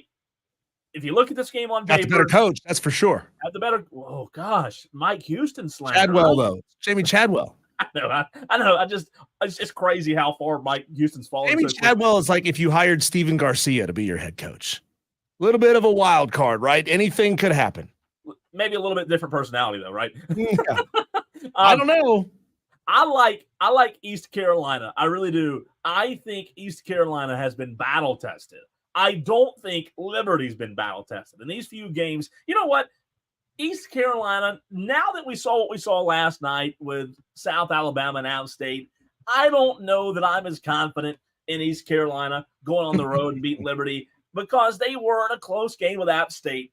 However, I just do think, Diesel, that the brand of football that they play, I think it'll be difficult for Liberty, who, in my opinion, hasn't been tested. And as I said yesterday, I'm really going to pick East Carolina because of Rajay Harris, the running back, who's right here from Burns High School. You do know that East Carolina only scored one offensive touchdown in that entire game against App State. No. That's not a good time. Can I change my pick? Nope. Can I change it? Too late. Don't tell me that. Can't do it. Don't feed bad stats like that. Don't do it. Don't feed that to me. I'm going East Carolina, Diesel. Look, I'm not confident. These aren't confidence picks. I'm telling you, I just, for whatever reason, is my gut. Maybe it's fandom, but I'm going East Carolina. All right. So I asked you the question going into the break. Oh, and by the way, any Tolos who haven't yet given us your upset picks, please text them in 71307. Start your text with keyword fan. Give us your name, your game, and the spread. We use the spreads from ESPN.com. Again, those spreads may have moved on us just a little bit since Wednesday when we locked them in, but no matter what, everybody who picks the same game will get the same spread. My question for you, though, and everybody has a different pathway as far as how they became a fan of the school that they're a fan of. You know, we have a former coworker here who was a fan of Hawaii football because he lived in Hawaii for a while. So he just became a fan, right? So now he is super, super into Hawaii football. Some people, they're a fan of the school that they went to. Some people never have stepped foot on campus, but they were born into it. It's local for them. So I'd love to know the reason why you are a fan of the school that you are a fan of. Cole, I'll let you start first. This one's like, sometimes when you have to pull a scab off, I mean, is that what we're doing here? I mean, is that what we're – It's a bad story for Cowboys, you. I'm just saying the Cowboys it's tough. I mean, what if I would have chosen a different path? What if I would have chosen the Kansas City Chiefs, right? No, my dad was a Dallas Cowboy fan. And you know what? I grew up a Cowboys fan since the time I was, this tall. I mean, I'm only this tall now, but since the time I was this tall, right? I've been a Dallas Cowboy fan. I am one of the few in the upstate. And there are a few out there, but I'm one of the few in the upstate that are not just a Cowboys fan, but a true diehard. Like, have watched every game for the past 10, 12 years. Can tell you plays that happened 8 years ago in the fourth quarter when Tony Romo got hurt and Matt Castle came. You know what I mean? One of those type fans. So I guess because I'm the product of my dad pulling for the Cowboys, that's who I've pulled for, and I never changed. I always liked being the hated because, Diesel, you're either Cowboys, you either hate them or you love them, right? And most people around here hate them. So that's yeah. I figured you were going to say it was the result of a head injury. While you're a fan of the Dallas Cowboys. Yeah. So you were born into it. You were indoctrinated into it. And here's what your dad did for you. He gave you a fandom that should have paid you dividends, yet has been worthless your entire life. He made a lot of money off of that stock when he was back in his day.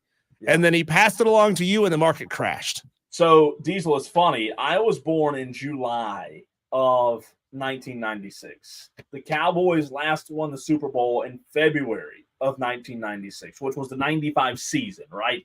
So they win the Super Bowl 4 months before I'm born.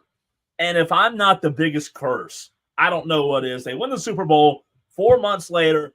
Here I am on planet Earth. And 28 years later, they never win another Super Bowl, haven't sniffed the NFC Championship game. Not only have they not won a Super Bowl, they haven't played in a freaking NFC Championship game. How pitiful is that? Okay, Cole, I am a fan of – I grew up in North Carolina, so I kind of became a Carolina Panthers fan because I was 10 when we first found out that we were going to get that franchise. So I chose it because it was the local team and it was exciting. And Charlotte's like an hour and a half away from my hometown. But I became an App State fan because it's where I decided to go to school. I grew up a Clemson fan. I have a lot of family that went to Clemson. My grandfather played football at Clemson. But when it came time for me to choose where I was going to go to school, I applied to only in-state schools because I know I couldn't afford to pay Clemson out-of-state tuition. If I couldn't afford it then, I sure as hell couldn't afford it now. But I applied to Western Carolina, East Carolina, and App State.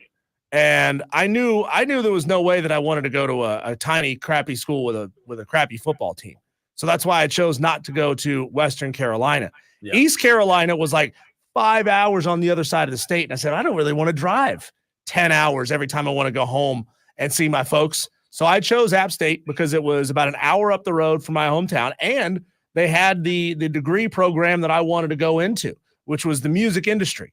And I loved it. And Clemson still has a piece of my heart, but that is not in any way, shape, or form my number one team. If I had to split my fandom between the two, my fandom, not what I'm interested in, not what I know about, but my fandom, I would say it's probably 95% App State, 5% Clemson. That's brutal. I mean, Clemson lost 95%. They lost it. Fandom. They lost it. It's because I fully believe everyone should do this. Is it? Be a fan of the school that you went to.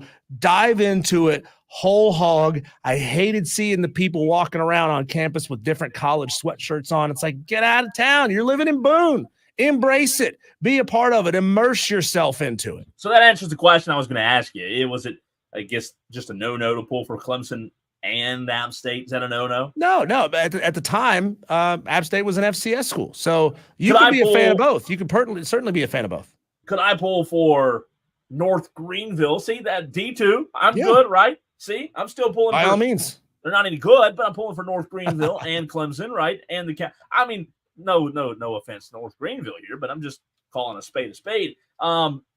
It is different when it's D1, though. Like if you grew up a fan of Clemson and ended up going to South Carolina or a different program, yeah, it makes it a little tough. There's no doubt. Well, and I also grew up when Clemson was still a little bit of a sleepy program, right? This was 15 years removed from the 81 national championship when I was coming down to games as a child.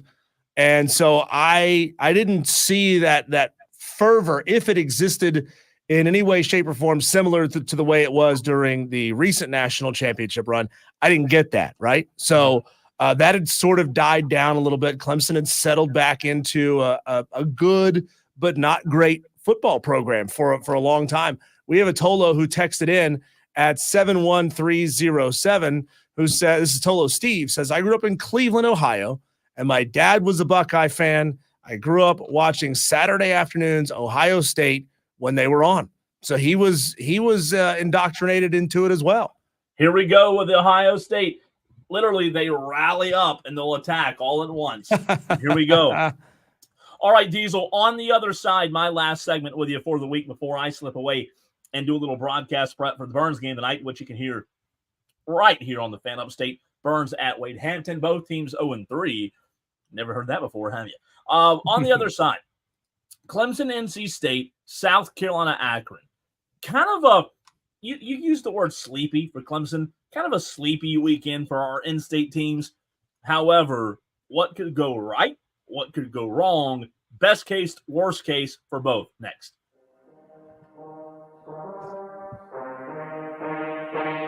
Hey, football fans, join me, Pat Boyle, for Gridiron Game Day. The biggest plays and latest news as it happens.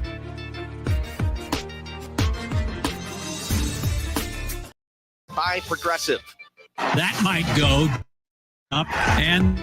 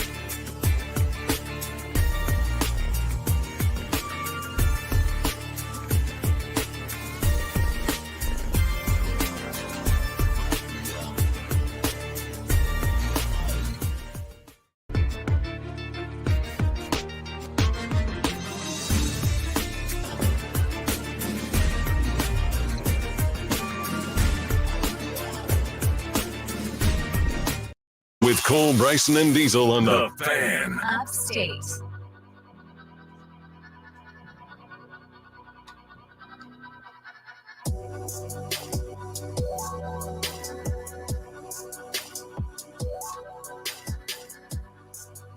First win, the 10th meeting of all time between Burns and Wade Hampton. Burns leads the series 9-0. We'll have more for you in the Burns Rebel pregame show. Diesel's back in the Ingles Market studio. Best case, worst case, Diesel. For Clemson, South Carolina this weekend, you know, you may think this is just a simple, easy question, but I'll tell you this, from a South Carolina standpoint, for the Gamecocks, obviously we all know worst case, you lose the game and Lenoris gets hurt. However, hurt more, rather. I think best case scenario is you sit Lenoris Sellers. Right now, as Matt Smith told us earlier in the program, Diesel, you don't have to release depth charts for non-conference opponents. So we don't know right now if Lenoris Sellers is going to go tomorrow against Akron or not. I'll tell you this, though. I think best case scenario, Robbie Ashford plays the whole game. I was very clear on Monday. I was not impressed with Robbie Ashford, right? Didn't look good. However, best case scenario, Robbie plays, gets a little bit of reps, get some reps under his belt, gets in a little bit of a rhythm, starts seeing defenses on, that are not his own defense in practice, starts to gain some confidence.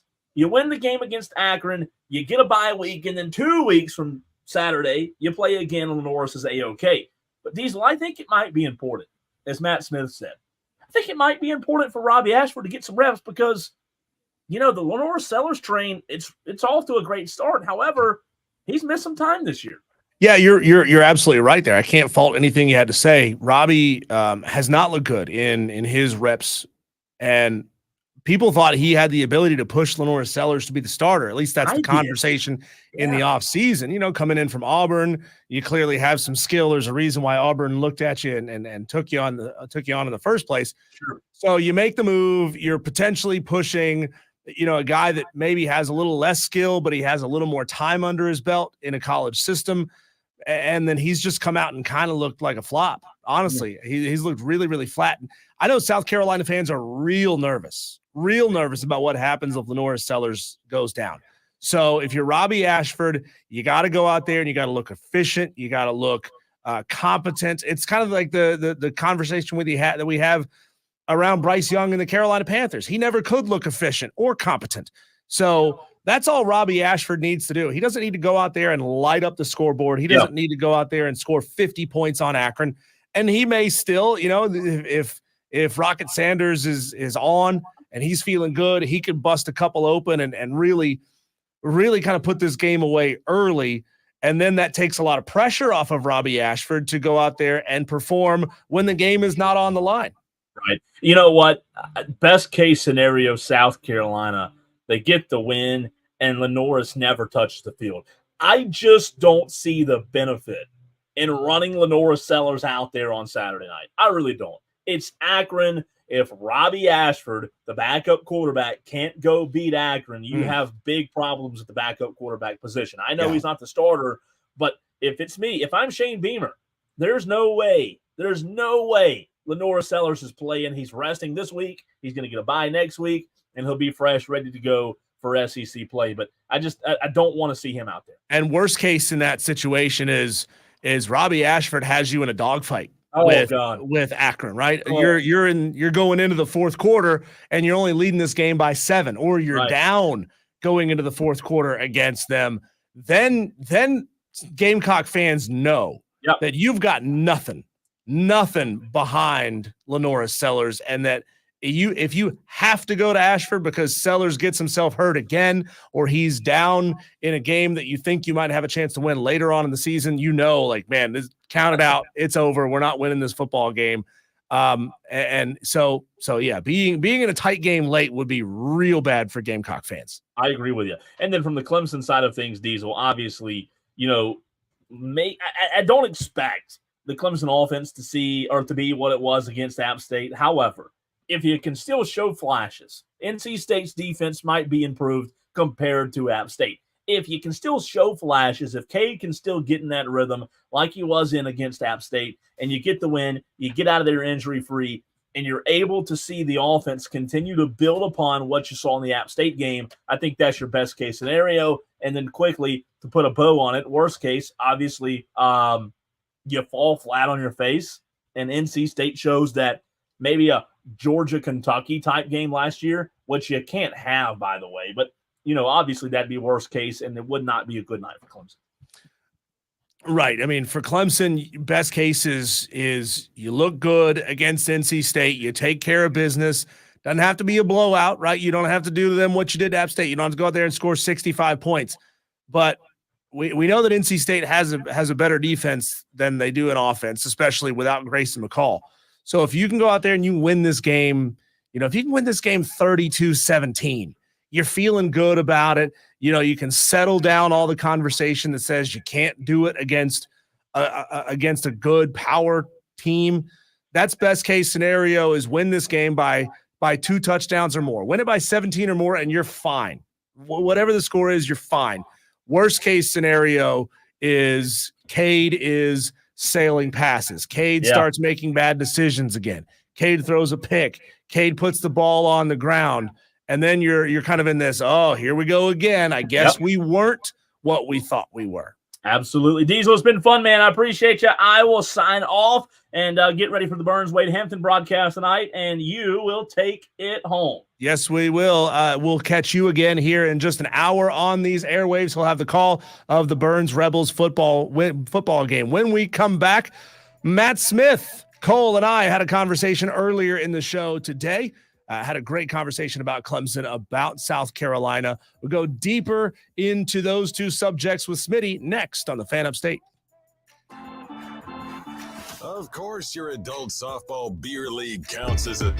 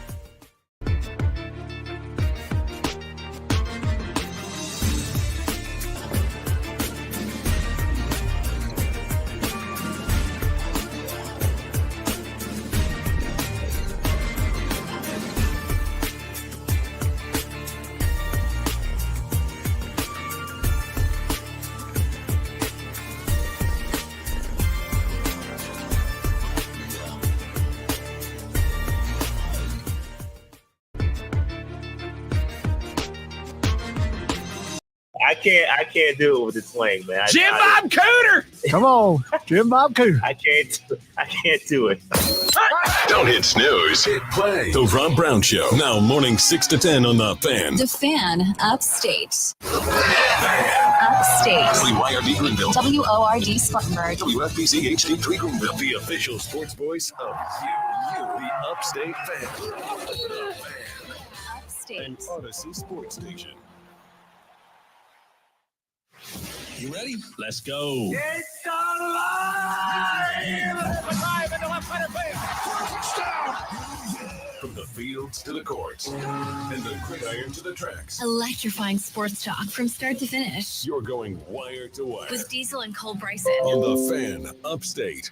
It's time to talk to Matt Smith. Smitty, Sports Talk Media Network, covers South Carolina football, covers Clemson football as well. Appreciate you joining us as you do on Fridays, Smitty. I want to start with a question that Diesel and I were just having a conversation about in the very last segment. We were debating whether the G5 should have its own college football playoff. What say you, Smitty? Well, that's interesting. Let me ask you this. When you say that, does the winner then get entered into the larger playoff, or do they just walk away with a trophy on their own and that's the end of their season? That's a difficult question, Matt, because, then you're pushing the start of the power playoff back by potentially a couple of weeks to give that G5 playoff time to unfold. And that's not advantageous. That's not good for anyone, right? Right. No, I agree. So it's interesting. So what you're trying to do, what you'd love to do, and I understand this, and it's similar to what happens with NCAA basketball. And this is part of the question. Is it better? Here's the problem as I see it. Let's say Coastal Carolina has a big year as they did a few seasons ago, and they run, let's say it's something to the effect of Coastal Carolina, and we'll use South Carolina as funny. Let's say Akron has a big year. It's never happened, but it could. And they get to the finals. Is anybody watching? Because we know it's almost like we do the FCS, the FCS playoffs a favor. Oh, look how good North Dakota State is. I want to watch them play Montana for the championship. But the ratings tell you it doesn't happen. It's not real. And in the NCAA tournament, what happens is we see a 12 beat a 5, and the ratings are enormous. So I guess what I mean is I think we all want to do the right thing for all of these smaller programs, whether it's baseball, basketball, or football, and give them the respect that they deserve. And we think putting them in a spotlight will do that. But I think in reality, kind of an unfortunate reality, what we really crave as sports fans is that David versus Goliath scenario. We love Boise State beating Oklahoma as they did one season in the Fiesta Bowl. We love seeing that. But are you watching if Boise State beats Air Force in a bowl game? And I'm not convinced that we are.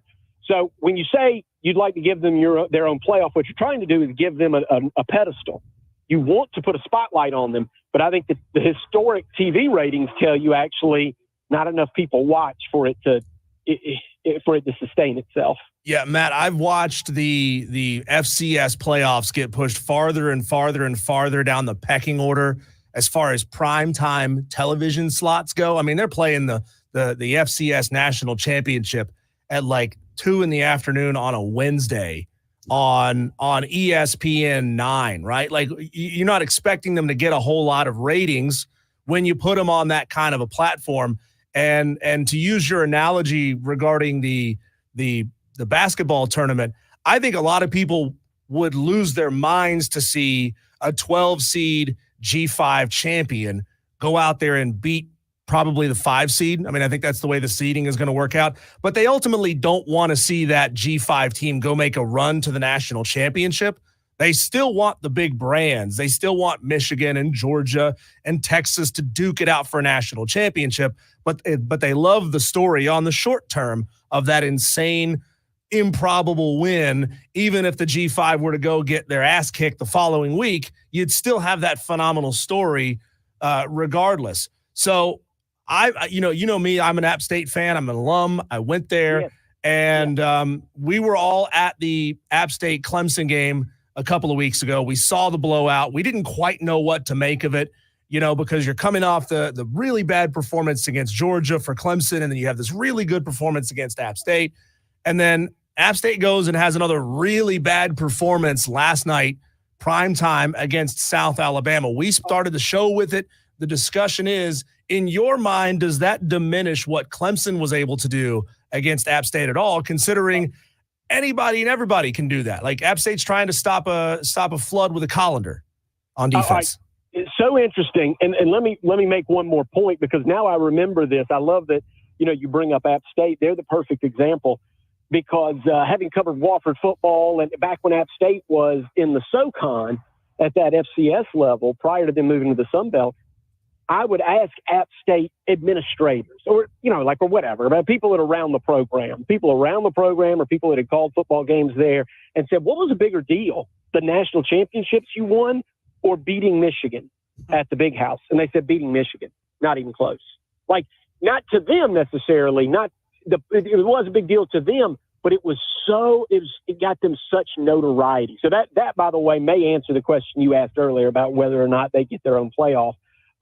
They got more run out of beating Michigan randomly, a team coached by Lloyd Carr, than they did for winning their own national championship at their level. So good question about, do I view the Clemson victory any differently? I don't know. I don't think so. App State does have problems defensively, but you and I were both at that game. Clemson's offense was humming, period. They were just flat out locked in.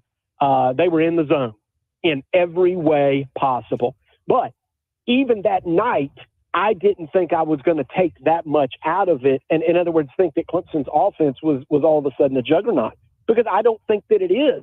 I think they'll still be finding themselves, say, tomorrow night against NC State, which I think we all think has a pretty good defense, with their first couple games notwithstanding. I know offense has been the bigger problem, but I don't know if anybody knows what to think about NC State rolling into this game, a 19-point underdog. But so does it diminish what Clemson did? I don't think so, because I don't think anybody thought they were truly an offensive juggernaut. They are somewhat the team we saw roll it up against App State, put up 700 yards of offense in the first half, like nothing we've ever seen, like video game numbers. And they're still that offense that sputtered against Georgia and couldn't put up 200 yards of offense against one of the best defenses in the country. Both of those things are still true, despite what we saw from App State and South Alabama last night. Smitty, I find this very interesting. You talk to coaches. Diesel and I both talk to coaches. Coaches will tell you, when you look at the schedule, we're not looking ahead. We're looking at this week's game. However, let's look ahead. Clemson plays NC State. We all believe that, for the most part, that game should go in the favor of Clemson, maybe in a big way. What game do you look ahead to? I mean, I don't want to just say this in a disrespectful way, Smitty, where it sounds like Clemson plays a bunch of nobodies. But with Florida State being as bad as they are, do we really feel like Clemson's going to be tested anytime soon? Not if they play to their abilities.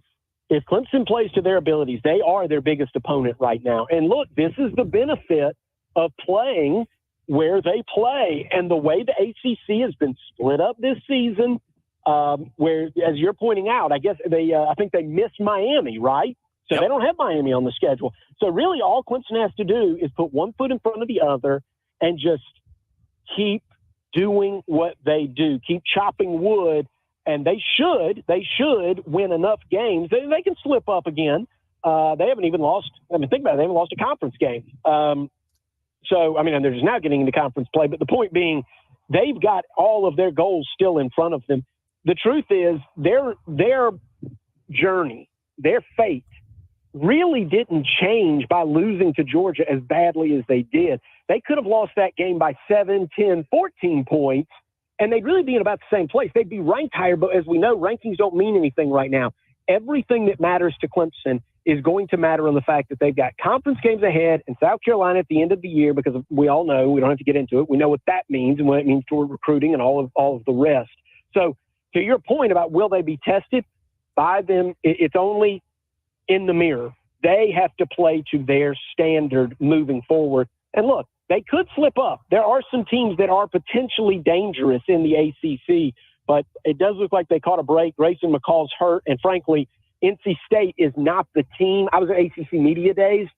All anybody was talking about was Grayson McCall and NC State, what kind of fit that will be, and the fact that they should challenge to play in the ACC championship. Clemson and Florida State trying to get out of the conference, and how good Miami looks. That was it. You know, they weren't really talking about the rest of the conference, and NC State is not living up to that hype.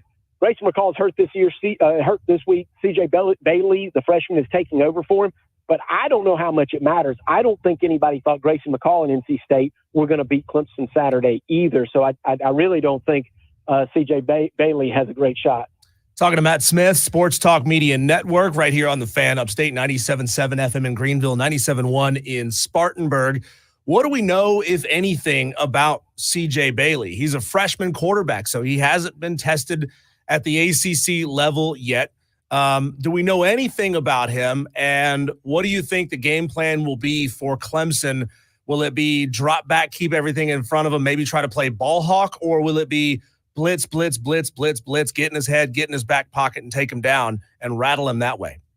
It's a good question. I think when you defend, say, Grayson McCall, which is who they thought they would be defending, you always have to watch out for how dangerous Grayson McCall was, not just with his legs and moving the chains that way, but the way he would affect the defense by getting outside the pocket and then making plays kind of against the grain on those schoolyard scramble plays.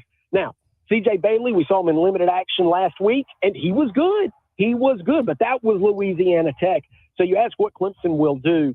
I think Clemson has got to, when you're playing a freshman quarterback, and he came out highly rated out of the city of Miami, and everybody thought C.J. Bailey, after Grayson McCall moved on, he's heir apparent. So there's talent there. I don't think that's a concern, but I think first road start, freshman quarterback, if you're Wes Godwin, you have to be thinking about exotics and stunts and giving him different looks and not showing him anything until the play clock goes below 15 and you lose that communication to your coaches. You just have to, because that's part of defending a young quarterback. And then you mentioned, keeping everything in front of you. I do think that's important because, look, you get down where everything's compressed in the red zone.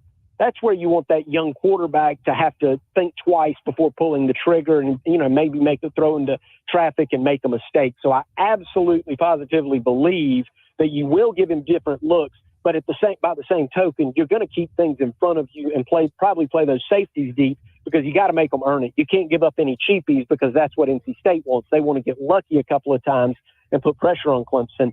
And Clemson wants the opposite. Make them earn it. Make them get 4, 5, 6 first downs. Make them run a 12-play drive to get in the end zone, because the longer this game goes, the more it favors Clemson, who's just frankly more talented than North Carolina State.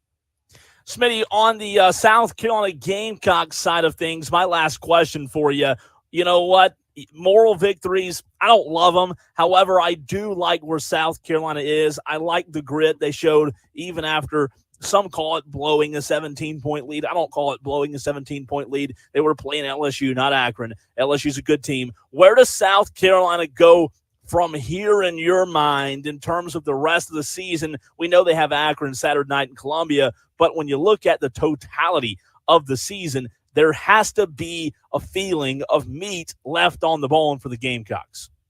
Yeah, I'll say this, and I'm going to give credit to my colleagues at Chief Sports because I just saw this headline under something that they were saying somewhere on YouTube, and I just agree with it.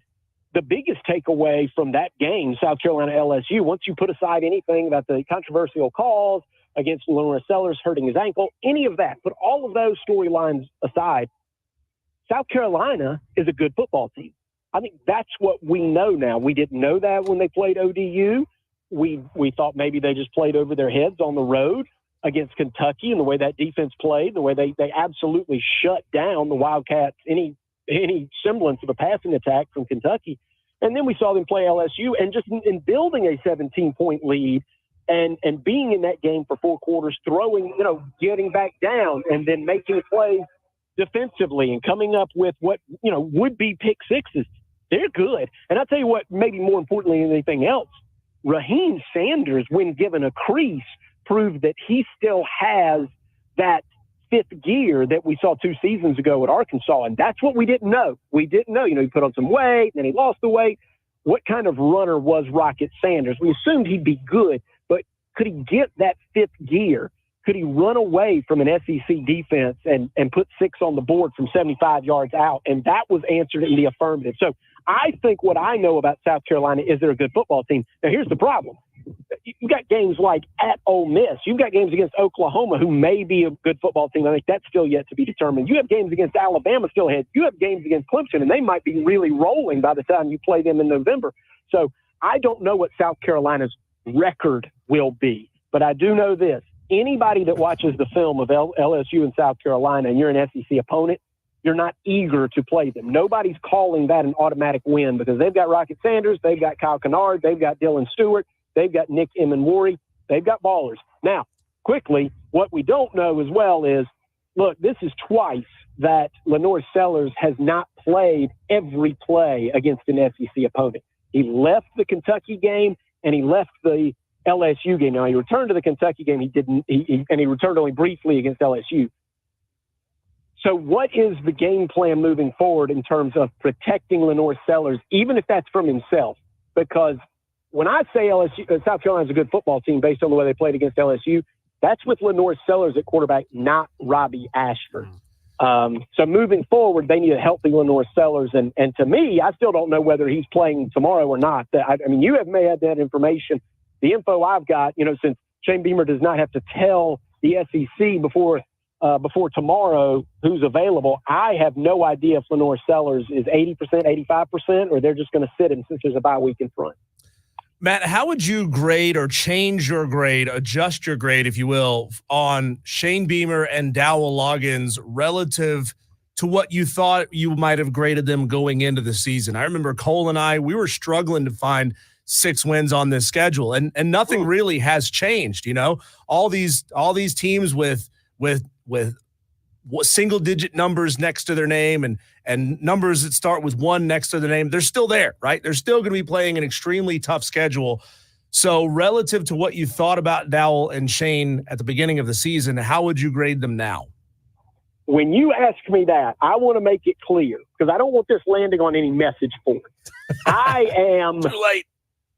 Yeah, I don't know how many listeners we've got on Wire to Wire. How many we've got? Millions across the world. I know. This is streaming. This is on a popular station. But look, I'll always answer the question. I'm not a big fan of Dowell Loggins as an offensive coordinator. I guess for me, an offensive coordinator at South Carolina, he needs to, elevate the program, right? He needs to call plays in a way that strikes fear into the defense.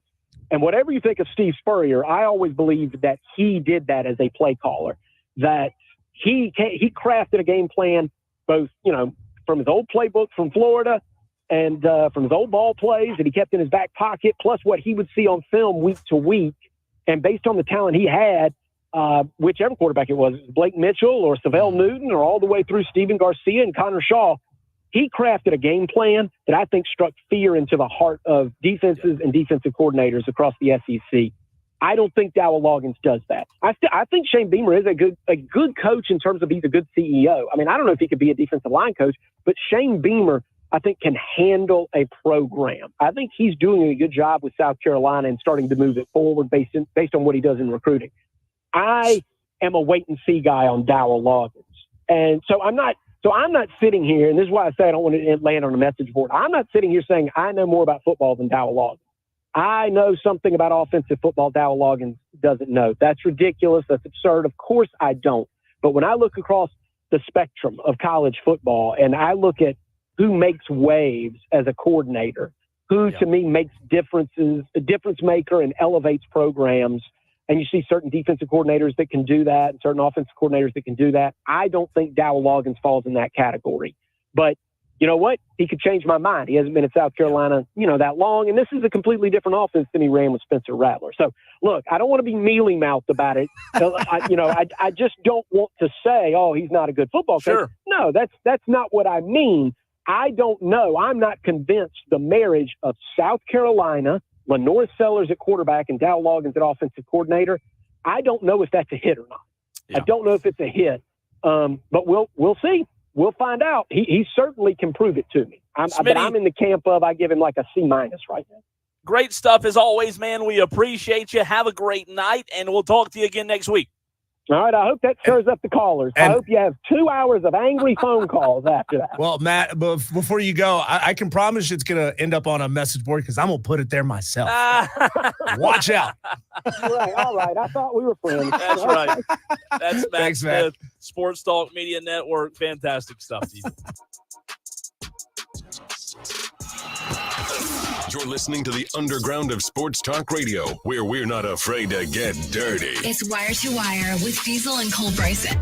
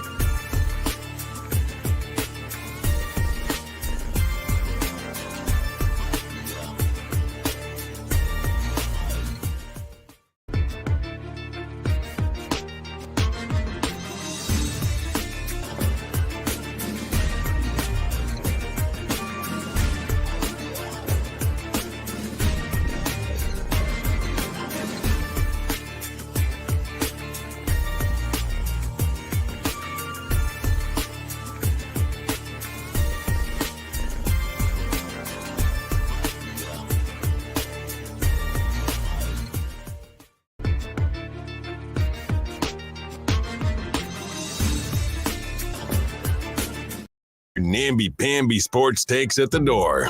Call in if you're man enough. 844 Fan Phone. This is Wire to Wire with Diesel and Cole Bryson on the Fan Upstate. Cole is out on location, going to be calling Burns, Wade Hampton a little bit later on this evening, starting here in just about 35 minutes on the Fan Upstate. Appreciate you Tolos who have been here for the entire show. Dan B got in before the show even started.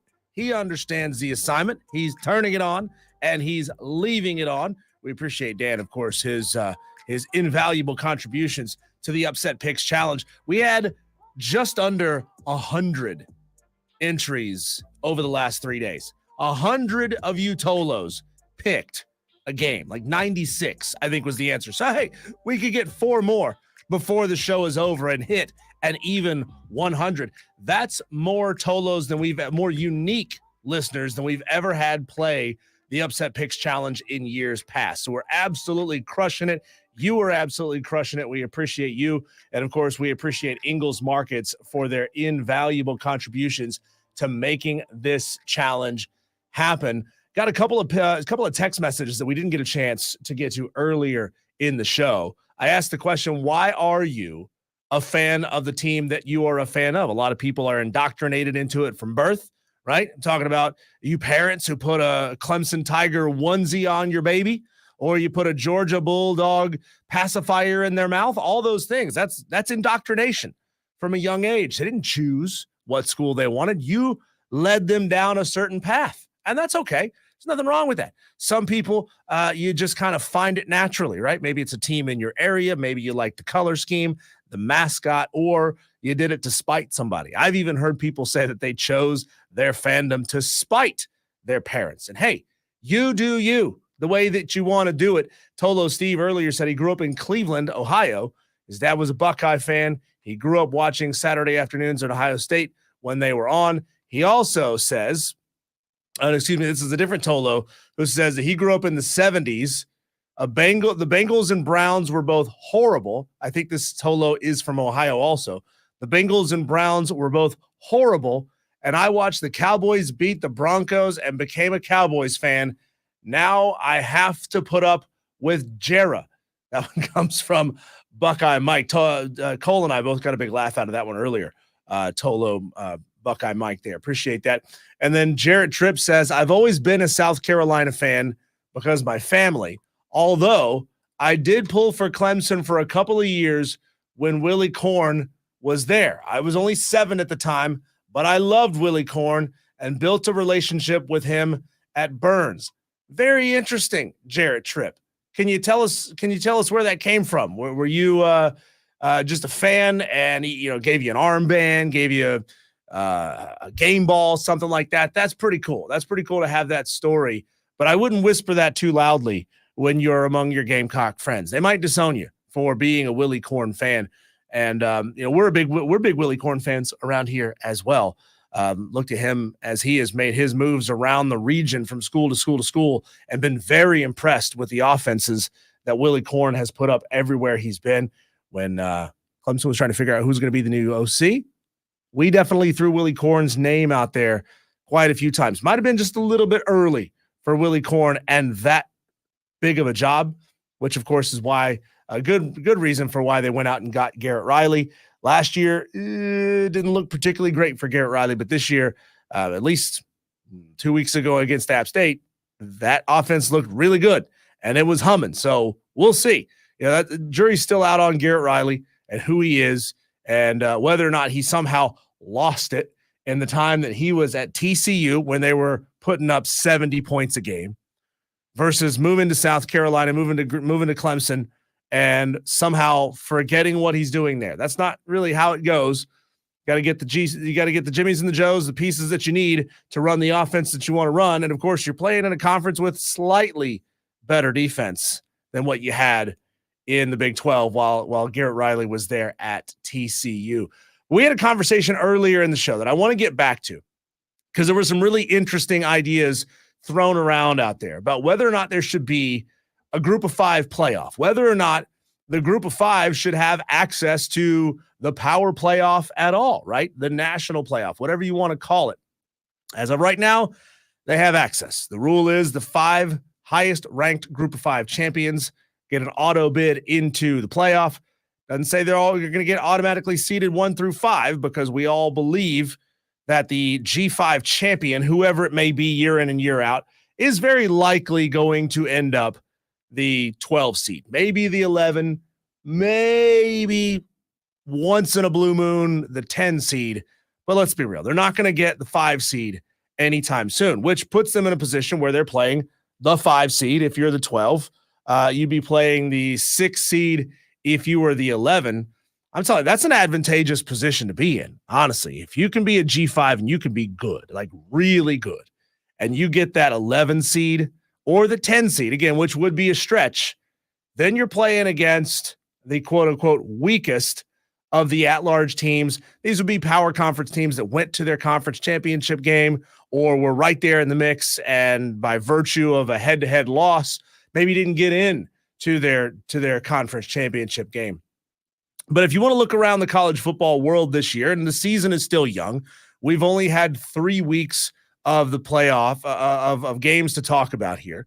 There's been a handful of G5 playoff spot contenders who have played good power teams, right? Good teams that we may be able to judge their ability to win in a G5 playoff, or at least teams that were thought to be P5 contenders to get into the 12-team college football playoff. Memphis played a terrible Florida State, and they beat them 20-12. So Memphis is a team that a lot of people are looking at out of the American Athletic Conference as a team that could be a representative for the G5 in the playoff. They've had one opportunity against a power team, 20-12 win over Florida State. Florida State, I can't think that they're going to go 0-4, 0-5, 0-6. Like there's way too much pride, at least there should be, in that locker room. There's way too much talent in that locker room, at least, to say that Florida State's not going to win a game in the first half of the football season. But Memphis didn't look phenomenal against a bad Florida State. And if you want to look at Memphis and you want to judge their ability to maybe compete or win a game in the college football playoff, that's the one data point that you have to look at, is their 20-12 win over Florida State. A weak Florida State as it is. They only beat them by 8. They only put up 20 points, played pretty good defense. But the best defense against Florida State is just letting Florida State run their offense, right? I mean, DJ couldn't hit water if he fell out of a boat.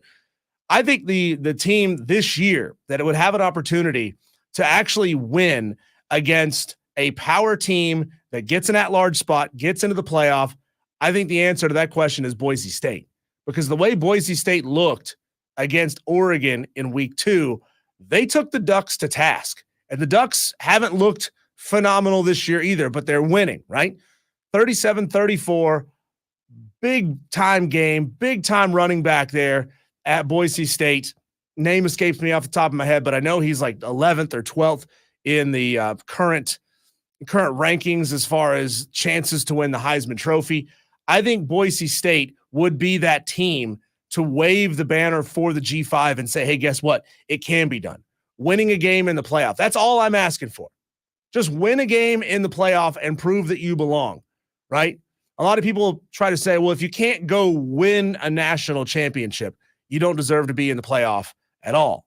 Well, there's a lot of teams that can't go win a national championship. Even teams that get into the 12-team playoff or will get into the 12-team playoff can't go win the national championship, right? So now all of a sudden you're going to say, well, we've had 3 or 4 years of the 12-team playoff, and we've never had a seed lower than number 5 win this thing, so let's just reduce the playoff back to 4. That's where that logic goes. If you want to talk about it that way and say any team that can't win the playoff shouldn't be in the playoff at all, you're going to end up reducing the playoff back down to 8 teams or to 4 teams or to 2 teams. And then we've accomplished nothing with the expanded college football playoff. That's why I don't let the masses who say silly things like that dictate how I feel about playoff expansion. And then, of course, another example I want to throw out there at you, and this was a preseason team that was considered to have a shot to make the college football playoff as the G5 representative. My App State Mountaineers got their asses handed to them against Clemson, 20-66. Got their asses handed to them last night against South Alabama. They've been proven as imposters. I feel like that team's got talent on it, but they certainly don't have what it takes to go win a playoff game playing the 5 seed, right? If they're the 12, they're getting the 5, which is probably an SEC runner-up. It wouldn't have a chance. Wouldn't have a chance. So of those 3, and you could certainly look at, Liberty, but they haven't played anybody either. Worst, they don't play a Power 5 team, so we have no data points on that. Maybe a Fresno State, maybe an NIU. NIU got it done against Notre Dame, but they didn't look like world beaters in that game either, right? You look at that game and you probably say Notre Dame lost that game. They didn't play Notre Dame football in that game. So I wouldn't look at NIU as a potential MAC champion, as being a team that has a chance to go win a college football playoff game if they were playing an SEC team. Call it Texas, call it Georgia, call it Alabama, whoever it is you think may go and lose the SEC championship game. I just don't see it from NIU. But Boise State, I think Boise State could get it done. And that's all I'm asking for. All I'm asking for is to have a team like that in there with a chance to go win a playoff game. I don't need them to go win the national championship to prove anything to me. Just get in, compete, look good. Don't get blown out by 40 as the G5 rep for the first 4 or 5 straight years. And then you can solidify your place in the 12-team expanded playoff. Cole Bryson is on location. He is at Wade Hampton High School as he is calling Burns Wade Hampton football. We'll toss it to him coming up here in just about 22 minutes. And we'll take one last whip around look of the sports world. Since we didn't get to get all of our daily wires earlier in the show, we'll get to that next right here on the Fan Upstate.